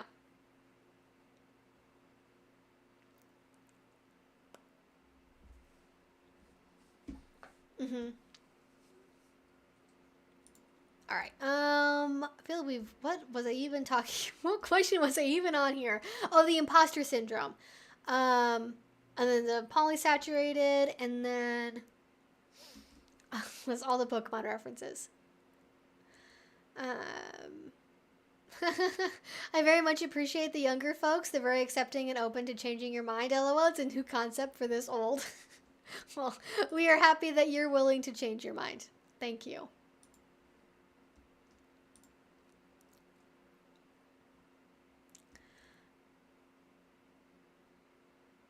Oh, thank you. I appreciate that. Yes, people can get a little too personal sometimes. Blair White was on Alex Jones. Any thoughts about that? Like recently? Okay. Wait, what? I do not know what that's about. My thoughts are I'm not surprised. Alex Jones really needs the money, and Blair White loves to simp for people. So, sure.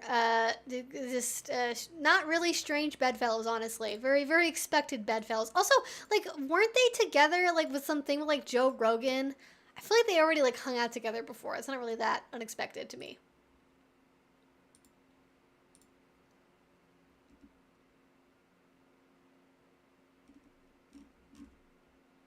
All right, there's another question I wanted to get to. Let's find the YouTube question again. Okay.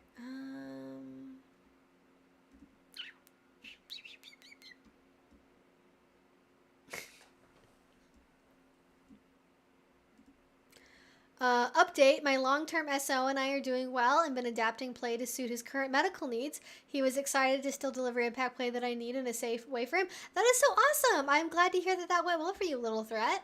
We love adapting to current circumstances. Oh, which was the most fun podcast you've been on to collab with? Probably, oh gosh, I've been on a couple now. Which one's my favorite to do? Probably Sunny Megatrons. I really like. I've liked all the podcasts I've been on. I have no problem with anyone I've worked with. Everyone's been really amazing, very professional. But I feel like my collaboration with on Sunny Megatron's like American Sex podcast was really really good.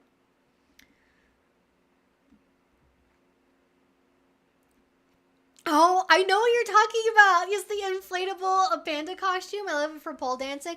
I know. I haven't seen the panda one, but I do know somebody that has an inflatable dinosaur one. It's like a T Rex, which of course, because why wouldn't it be?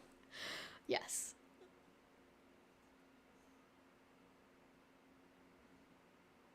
Blair agreed that one needs to be at. Oh, okay. Well, I mean, but Blair is what's the term? A transmedicalist?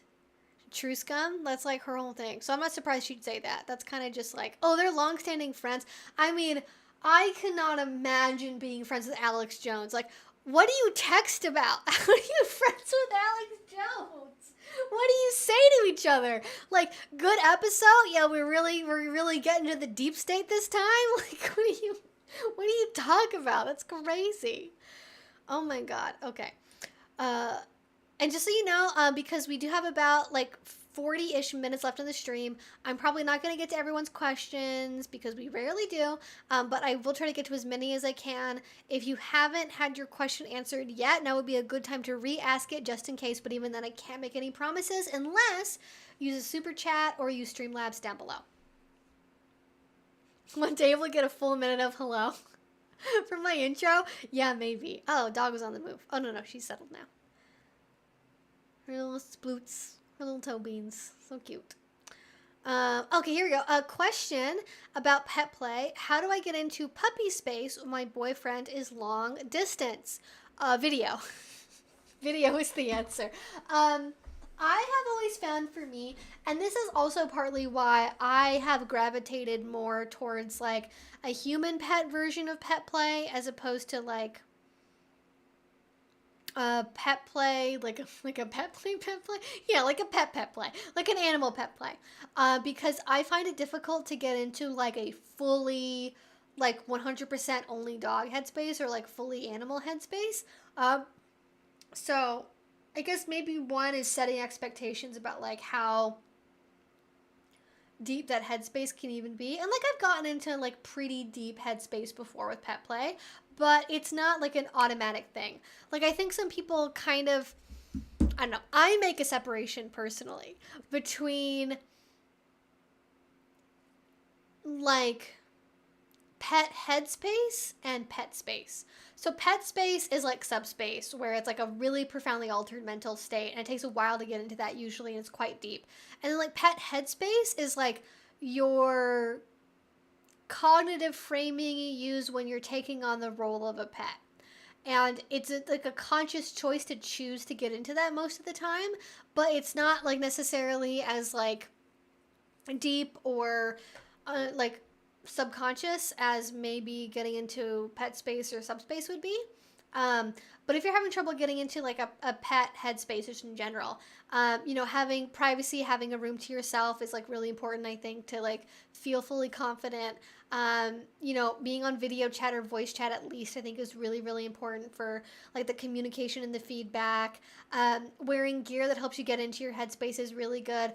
Doing activities that are simple to do on your own that you can do when your partner's not there, but they can still like direct you to do stuff, maybe over voice, like in terms of like treats, eating out of a bowl, drinking out of a bowl, using a pet bed. You can use those kind of like, what's like a general term for this, but like those like self-launching like animal treat things, like a Furbo or something where like launches treats. Those are fun to use, or like a self-toy launcher where it'll like spit out a tennis ball, or I don't know if there's like a cat version of that. I kind of think of like mostly like puppy play related stuff because that's more my wheelhouse because it's what I have experience doing. But lots of options there for like getting into a pet headspace. Even if it's just like you could watch like a dog TV show together, right? You could watch like the Balto movies. You could watch Bolt. You could watch Bluey. There's a lot of B names for dog movies. You watch Beastars is another B name. You watch Blue's Clues. Okay. I feel like I'm unlocking some kind of Illuminati code right now. Let's see, what else is there that we haven't mentioned? Yeah, I mean, Clifford the Big, that's still a bee, though.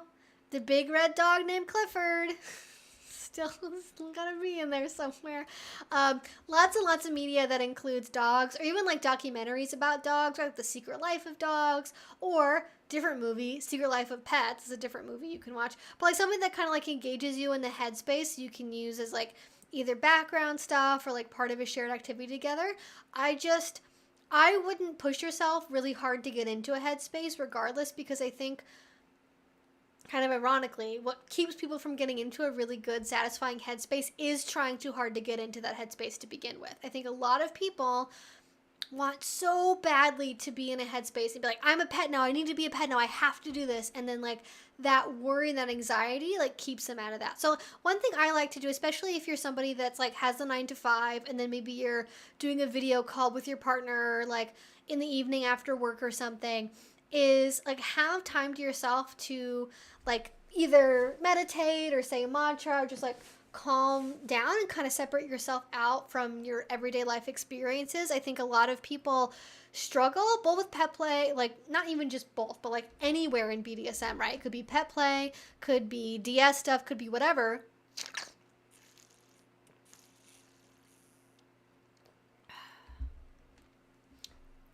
And you get the opportunity to, I don't know exactly what I'm trying to say here.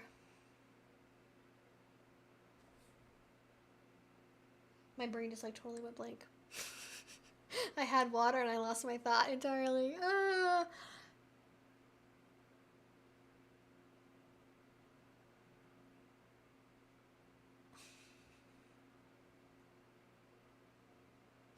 Yes.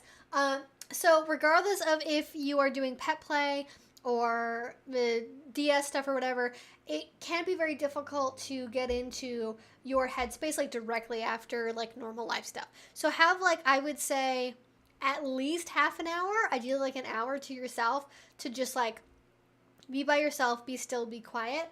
Like, I would do some kind of like either like paired muscle relaxation and breathing, or like a body scan, or like deep rhythmic diaphragmatic breathing, and then like pairing that with a mantra, like as you're doing a slow breathing in for 4 breaths, you will say something like, I am master's pet. And then as you exhale for ideally like 5 or longer breaths, you would say something, or like beats, you would say something like, and I and I love getting to play, or whatever makes sense for whatever your pet headspace is. Come up with some kind of short mantra you can repeat to yourself, and then just like focus on that as you're doing your relaxation and you're doing your breathing. And I think that'll really help you get relaxed for when you get into this scene, and that'll really help you make that transition into your full headspace. Because I think that's the main impediment I've seen for people that want to get into like, I want to do more of this, I need help with my role play. Like the main thing is like life stress, so big for so many people, and we very rarely take time to fully decompress from that because we just don't have the time to do it. But if you make time to do it to be with your partner, I think it will make a difference for you.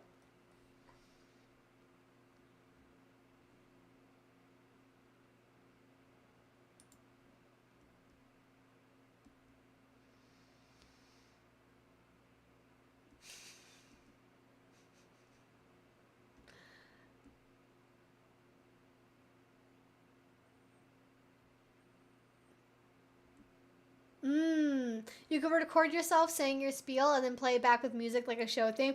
Oh, like I could just do a recording of my intro and then have just like a musical intro, like a 60s like a. And now with Clive Barker, blah blah blah. I don't even know who Clive Barker is. I've just like fully said that as though I know who the fuck Clive Barker is. I want to say it's an actor. I have no idea. I don't know why. Oh no, he's a novelist. He's not an actor. It's the fucking guy who made the fucking Hellraiser movie. Sure. That guy. Where did I pick up Clive Barker? Why was that in my brain? I mean, I guess it is kinky. God. Mm-hmm.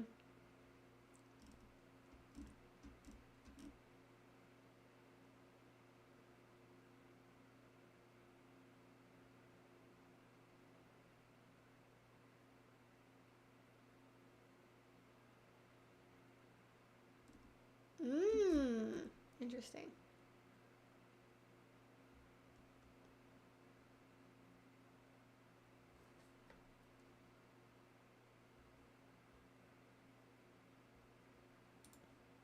I don't know why I got off on that tangent. It takes 21. Oh, wait. Fuck. That was like an important point. I don't want to. Okay, wait. Scrolling. That was an important point to what I just said. It takes 21 to 24 minutes to go from self-thought headspace all day to the mindset of others, like walking in a house full of people. So, yes, 21 to 30 minutes before parties or hangouts after work. Thank you, Evie. Yes. Yeah. Good point. The best gay/kink movie ever. Truly. People have opinions about that movie. I've never seen it. Don't at me. Maybe I'll watch it this year. I'm just like, I don't really watch horror movies. Oh, but I do know somebody who does really like horror movies that if I told them I hadn't seen Hellraiser would probably freak out. So I know what I'm doing for Halloween this year. Oh, funny. Okay. Have to get to that at some point. Because clearly I can't be a real kinky person if I haven't seen Hellraiser.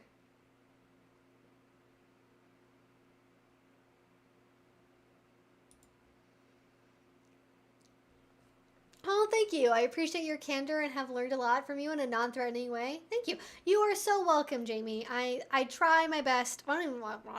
I wouldn't say that I like am putting on airs or anything to like pretend to be friendly, because that would be weird. But I appreciate that my style of teaching is helpful for you. Thank you.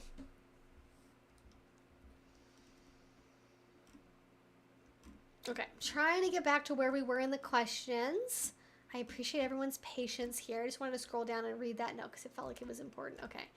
I think we're almost there. Everyone fetishizes vampires or werewolves so they can be one or the same, right? Yes. Yes, a lot of people do, that's for sure. I know for me, my primal animals are different mindsets than my pet ones. Yeah, I think a lot of people feel that way. Like my primal side is not like cutesy doggo girl. Like they're sort of a little bit related, but not really. Yeah. A Christmas tree? No, not a Christmas tree. I'm not putting a Christmas tree. I mean, maybe this year for Christmas we will. But I like a light up, like a floral, like a sort of like a Japanese cherry blossom type situation. Not a Christmas tree. Though fair enough. You can keep the Christmas tree up all year and just call it a house plant. I mean, it's all just our own perception, right? We're the ones who are deciding what's a house plant and what's a seasonal tree. Like pumpkins could also be year-round decor, but we have decided they are only acceptable for October and November and no other time. I know you personally aren't into CGI, but do you know of anyone who makes good content related to it? I have no idea. I don't think I've ever even watched any kind of. I like the only CGI I've ever interacted with has been like mainstream movies and anime. So I have no idea about CGI stuff. I'm very sorry. But somebody probably does. I just don't. Oh, thank you. I am glad that I could be part of your trip planning background for your upcoming trip. And good luck, by the way. Good luck on your upcoming trip. I know travel can be very, very stressful, and I hope that everything goes well. Uh, yes. What do you think of being a human pet human pet to a Dom werewolf or another Dom type animal? Just thinking weird? No, not weird at all. I think, have I seen that exact arrangement before? No. Would it surprise me if somebody said that was their dynamic? Absolutely not. Like I know definitely people that are more like werewolf, were creature identified, and lots of people that are dominant animals in general, like maybe not werewolves, but like tigers, bears, wolves, also snow leopards, lions, all of that stuff. And certainly being a human pet, I think I feel like, well, with a human pet, I feel like human pets tend to be more in sort of the traditional, like, power exchange, like maybe more MS TPE type flavor. Um, but it wouldn't be impossible. I just feel like the there tends to be a similar, okay, unless it's like a pet human relationship where it's like somebody pretending to be a bio animal and then a completely human dominant. For the most part, if it tends to either be that like the dominant is animal at a similar level to the submissive, or they're human as like to a similar level as their submissive. So there doesn't tend to be a lot where the dominant is necessarily like more animal than the submissive is, but I'm sure that happens because obviously you can have sort of like a dominant predator to like a captured human hunter, or like a weaker human being. Like I can totally see that happening. It just isn't, I think, a very common dynamic. But as far as what I think about it, I think they should. If somebody wants to do that, they absolutely should, because it sounds like it could be an interesting realm to explore. You know, I mean, even I think I've seen it more where it's like, how do I explain this? Like, sort of an aggressive submissive that's like a werewolf. It has to be like contained and controlled by like a more powerful dominant partner that could be human, supernatural, animalistic, whatever. Sometimes I stop and I think to myself, if Ben Shapiro heard what I was saying, he'd have a brain aneurysm. Like if Matt Walsh heard me speak, if he heard me talking about how you can pretend to be a supernatural creature for fun, he would die. His brain would melt instantly on the spot. Frankly, I wouldn't feel bad about it. But it's all for fun, right? Like we're not here. I mean, there are certainly people who are Therians, other kin, etc., in the audience, and who watch my videos, but for the most part in the kink scene, we understand that whatever it is that we're doing is just for like adult playtime, right? It's adult fun, it's adult playtime, it's creativity, it's self-expression. We don't have any delusions that, well, I don't know if I say delusions maybe sounds too judgmental, but we're not operating generally with the belief that our souls are really like that of an animal and we've been like trapped in a human body. Like, does it happen for some people? Do they feel that? Do they feel that way and do BDSM? Yes. Is it the typical thing? No. I'm sure, I don't know what percentage of the community would say that. I would say it has to be maybe like 1 or 2%. Like, it's a pretty small number that feels that way. Like a sub-vampire to the head vampire? Yes. Oh my god, what's that fucking... There's like a manga that's like this, with like different hierarchies of vampires depending on how like powerful they are. I mean, really, it says like Vampire the Masquerade too, because you have like different generations of vampires. You get more powerful if you consume older vampires. What the fuck am I thinking of? Because there's Vampire Night, which is not... I don't think it's that. It's that necessarily. It's the one where you have like the human children that are being treated like fodder by vampires, and they figure out how to escape and then become like vampire hunters. Does anyone remember what that is? It has a Japanese name, which makes it harder for me to remember what it is. Fuck, I gotta remember. Okay, anime with... I'm just like anime with vampires and just like make it real general. Hopefully it pops up. God, there is so much anime about vampires. Wait, they made a Blade anime? When did that happen? Oh, it's 2011. Okay, I was like, what? I don't remember seeing anything about that at all. It's also a Hellsing anime, I guess. Blood Sea is not that. Not Castlevania. Is it Call of the Night? Is that what it is? Maybe we should just look for...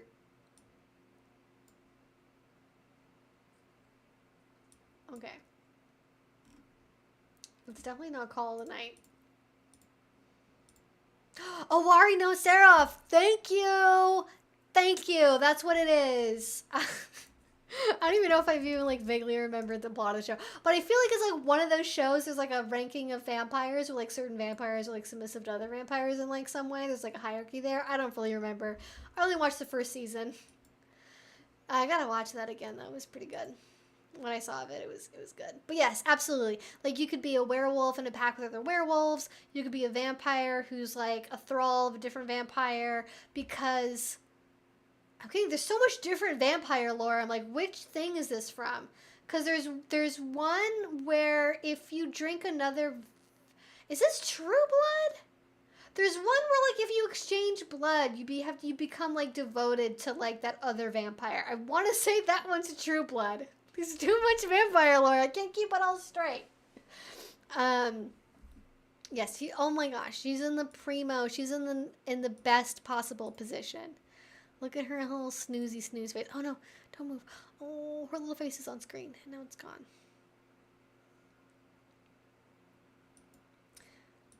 Yes. Okay. So it's a fun show. Fun different ways of playing with vampire stuff. Honestly, I feel like there's even more vampire shit in Japan than there is in like America as far as media goes. There's so much of it.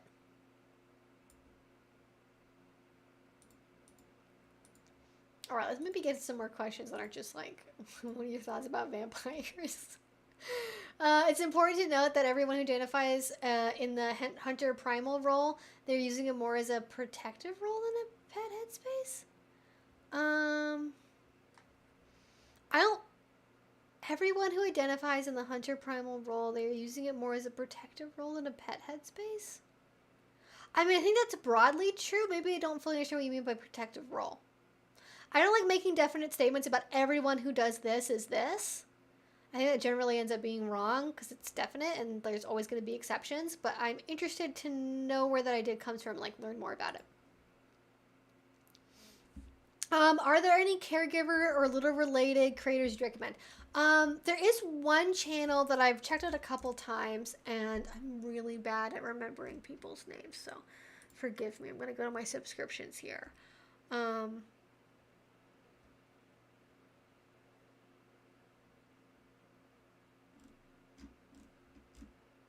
Wait, Cat Black just reacted to the same video that I reacted to like a couple weeks ago.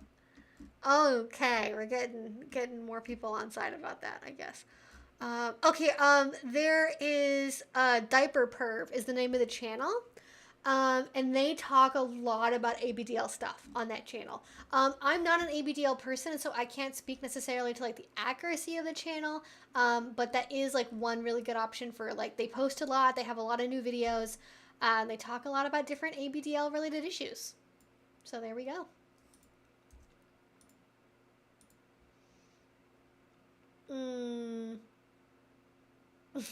I don't know what point in the stream I explain what Primal Play is, but you can always go back and rewatch it and you can find out. Not currently in a relationship, but advice for best time to bring up interest in exploring kink or BDSM in a monogamous context.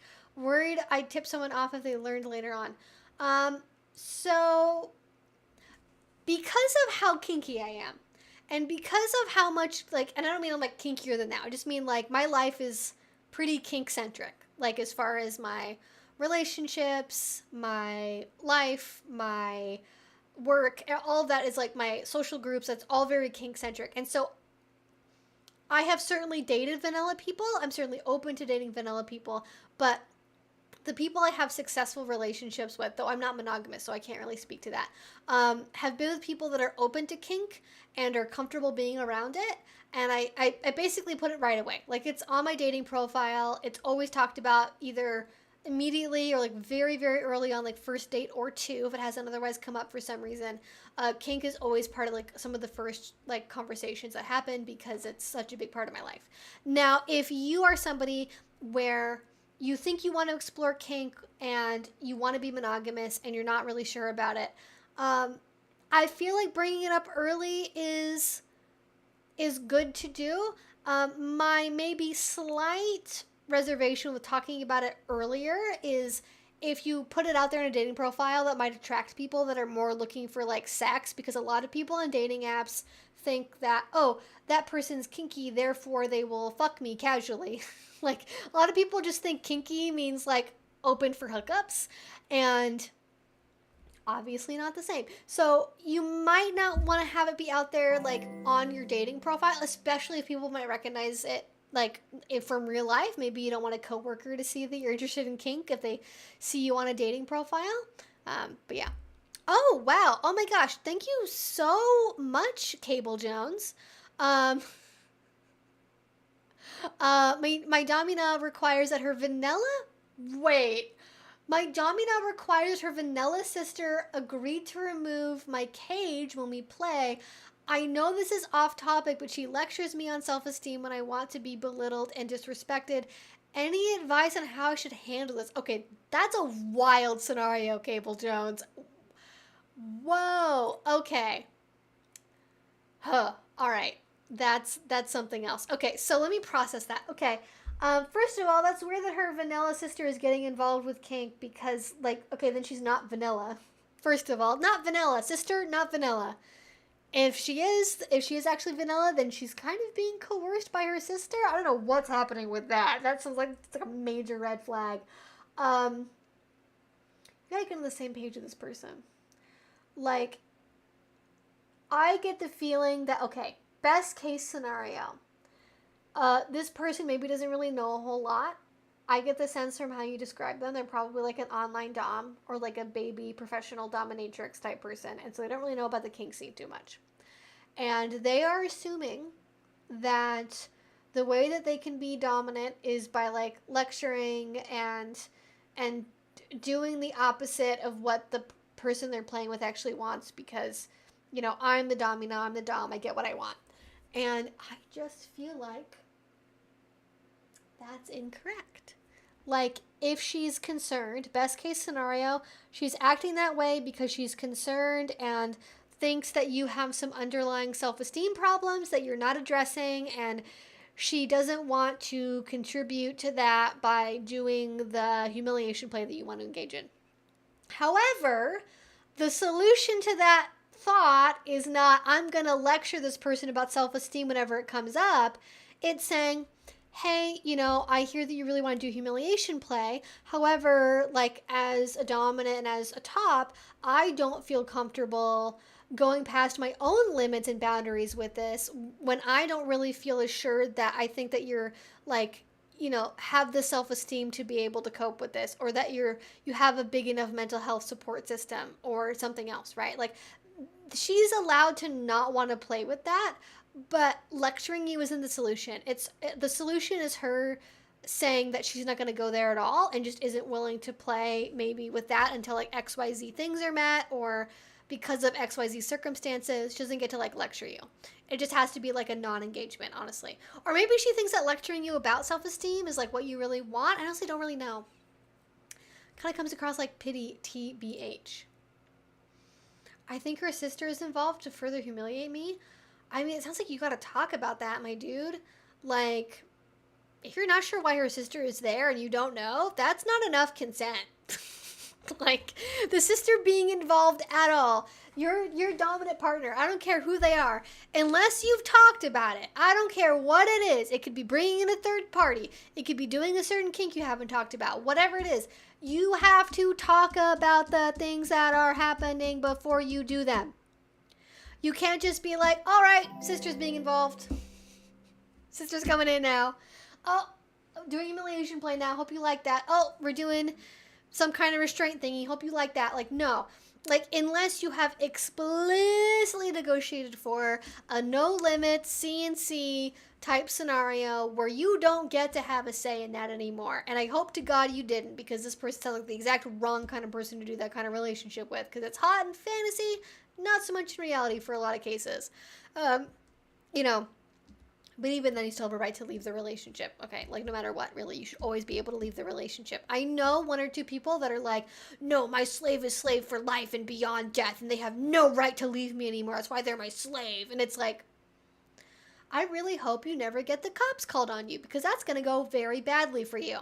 But no, in reality, that all sounds very bizarre and very not okay, and no, your partner does not get to just do that. No, you get to say no to that. Sorry. Bad Dom. I'm gonna get my fucking squirt bottle and squirt this person. Ridiculous. Simple question for me. What part of all this was negotiated and how did that negotiation go? Yeah, like, did you even talk about this? Or did it just happen and you had to accept it? Like, that's crazy. That's bananas, okay? You can't just, like, start doing things to people like that.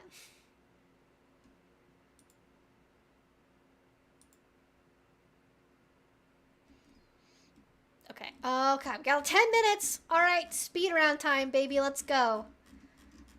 I'm gonna try to get through a lot of questions in not very much time. We're talking about Primal play. Oh shit. I guess I'll finish answering the question about bringing up kink in a monogamous context. Do it as early as feels possible. I probably wouldn't put it publicly in your profile if you're not like 100% sure if you're kinky or not. But the sooner you bring it up, the sooner you can test the level of compatibility and understanding. And I think I've pretty much only ever heard positive stories from people who bring up kink earlier on in a relationship, and most people regret not bringing it up sooner. So that's a little bit of tidbit of information there for you. All right, next question. The FLR with the girlfriend is going well. I'm now responsible for all household chores and for dinner every night, and I must have it all done for some. Yay, Chris! Excellent job on the FLR. Good progress. Love to hear the update. Oh my god, I'm so happy that all of you are like you're winning, you're progressing, you're having amazing experiences. I'm so happy for you guys. Love that for all of you. I love all of the positive updates. So good. Y'all are doing good work out there, being brave and being honest and asking for what you want and then getting it. See, it works, right? Doesn't it? Most of the time. Or you find you're not really compatible, then you have an opportunity to find a different relationship where you do have that opportunity more. Can you make a video where you build your ideal BDSM advent calendar? That would be a fun video. I will keep it on the list. I answered the CGI question already. Corona comment that sent me in a spiral. I've been a human pet with a vampire type. That's fun. Love that. What are the best qualities in a daddy dom? I mean, really, it's the same qualities I would like from like any dom. Really? Okay. I need to figure out what is going on with that.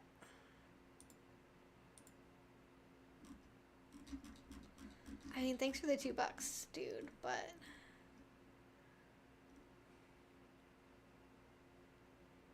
I just think of so many mean things to say, but unfortunately with the community that this is a part of, people oftentimes will act out in order to get humiliated because that's what they really want, so we say nothing.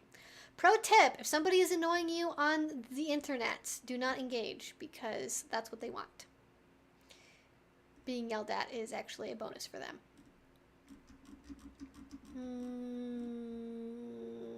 Oh, best qualities in a daddy dom. I would say the best qualities in a daddy dom are, in no particular order, humility, curiosity, kindness, openness with emotions, I guess. There's probably a more succinct way of describing that. And like orderliness or timeliness, like basically like ability to like keep track of things. And I would say those are like the best qualities for a daddy dom. And most of those you can work on and improve in yourself if you want to be a daddy dom. What's your favorite dog to play as? Pomeranian, coincidentally.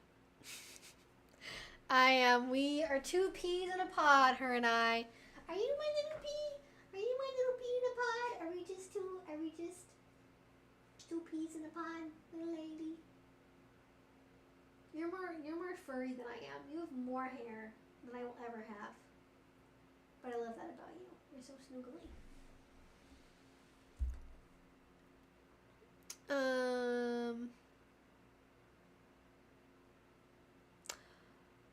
Should we start the line with a question mark or leave it at the end? Wherever you want to put it, I will see it either way. I'm interested in solo pet play, but have a disability that makes it hard to get on the floor to do stereotypical pet things. Do you have any suggestions for getting into pet space in a more low-key way?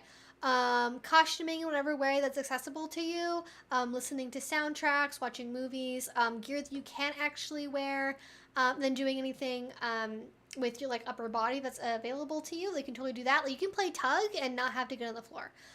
You can have treats and not have to get on the floor. You can do tricks like sitting in a chair, in a wheelchair, whatever it is you got going on. Totally lots of options for that. How can you do solo BDSM? Many ways. Video coming soon. Answer the questions about CGI already. Our WoW raid keeps wiping, so just wanted to stop in and say I enjoyed your discussion on Primal Play. It's one of my faves as well, and I'm excited more folks are learning about it. Yes, I am excited as well. Thank you. I appreciate it. Do you stream from your dungeon? Can we see it? No, I don't. I stream from my office, like a professional. No, you cannot see my dungeon. It is private. It's hidden from prying eyes, like yours. Yeah. I love that for you. Didn't know you played as a Pom. I'm a Pomeranian. I love people. I love cuddling. I make very small bark noises. I like pets.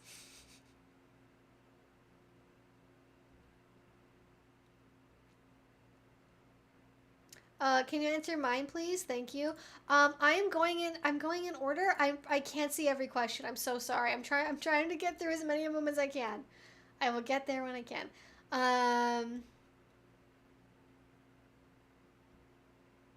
I've never tried. Is there an alternative? I don't know. Alternative to what? Not sure. It's genuinely so uncomfortable having the assumption that I like DDLG specifically because I'm a little when I don't want a daddy. Yeah, and that's another stereotype on top of that. Even if you are a little, what kind of relationship you want to have or what you act like is not universal at all. Also, if you're here, like the stream. Give the stream a like. We're at 101 likes, which is pretty cool. Australian. Hello, Australia. Love that. It's probably early afternoon, morning for you.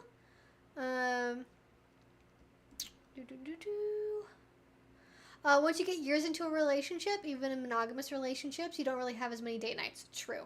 I find that most people in poly tend to have a bit of a revolving door with new partners. So even if it's like, oh, I have a relationship that's been going on for 10 years, most people have at least one or two partners that are like new-ish within like 6 months to a year. So even then, they're still like planning for date nights. And most people I think that are poly tend to maintain going on date nights for like way longer into a relationship than monogamous people do because of the fact your time isn't like monopolized by one person, right? There's not the assumption that you're going to be available and just like there to hang out. So a lot of people in polyamory still maintain that date night structure to make sure you do have time consciously to spend together. Because like date night could be going out for dinner, yes, but it could be a bunch of stuff. It could be any activity you're consciously engaging in together. Envy is a pretty good FMA character. I'm Team Greed personally in FMA. Big Greed fan.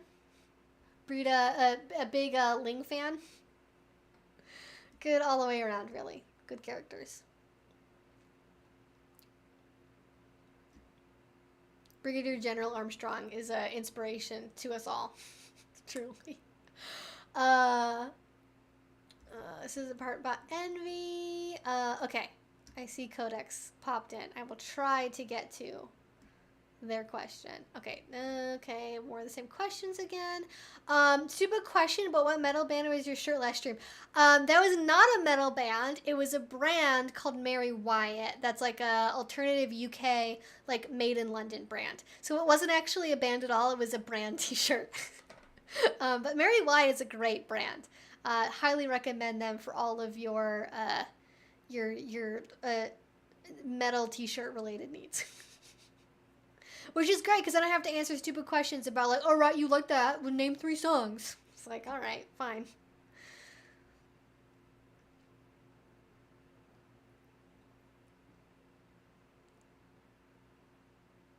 Oh, my town has just been voted best kink place in Australia and New Zealand. We're very excited about it. Well, I'll have to figure out what it is at some point and look that up so that way I can plan my next trip to Australia, which I've always wanted to go to, but it's a long flight, even from the West Coast. It's a long flight.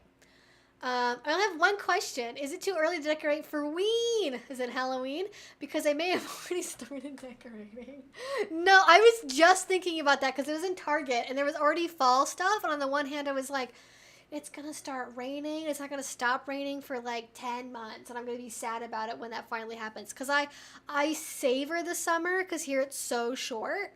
And most of the year is like very the same. Like, 8, 9 months into the year, it's rain, it's 50 degrees, it's very mild, it's not really that exciting, and I love the summer, but I do love Halloween decorations, so it is difficult to be mad about Halloween coming. So decorate as long as it gets, it's like, I would say if you can plan it to where your Halloween decor gets at least a solid month of use, that's what you got to do.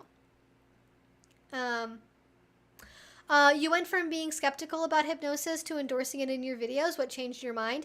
I don't remember like when I was initially skeptical of it or like when I communicated that.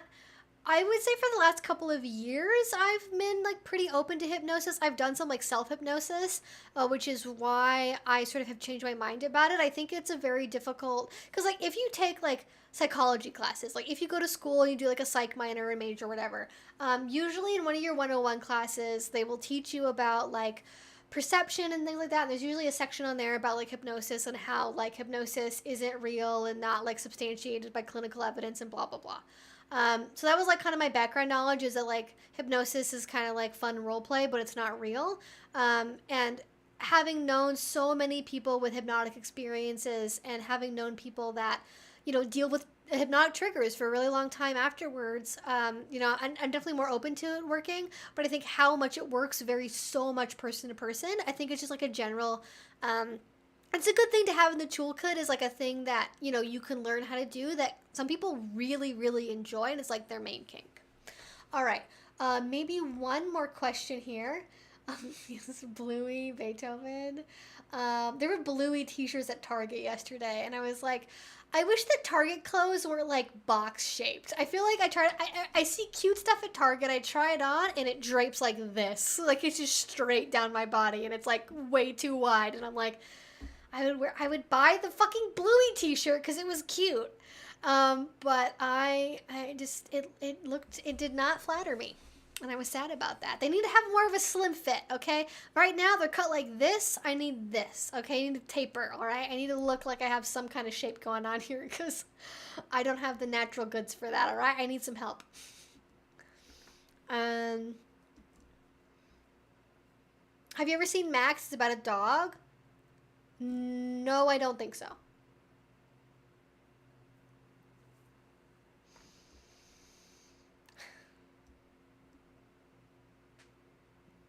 Oh, CGL, not CGI. There was some confusion.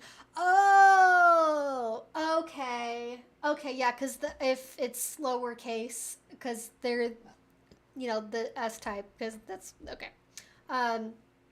Excuse me. I think I don't have any other like CGL creators I could recommend that I know like really regularly make content. Diaper Perp has a lot of overlap with that, but they don't like, it's not really their main focus. Their main focus is on ABDL content. And then Milkwebs has some old videos about it. She doesn't really make content anymore. I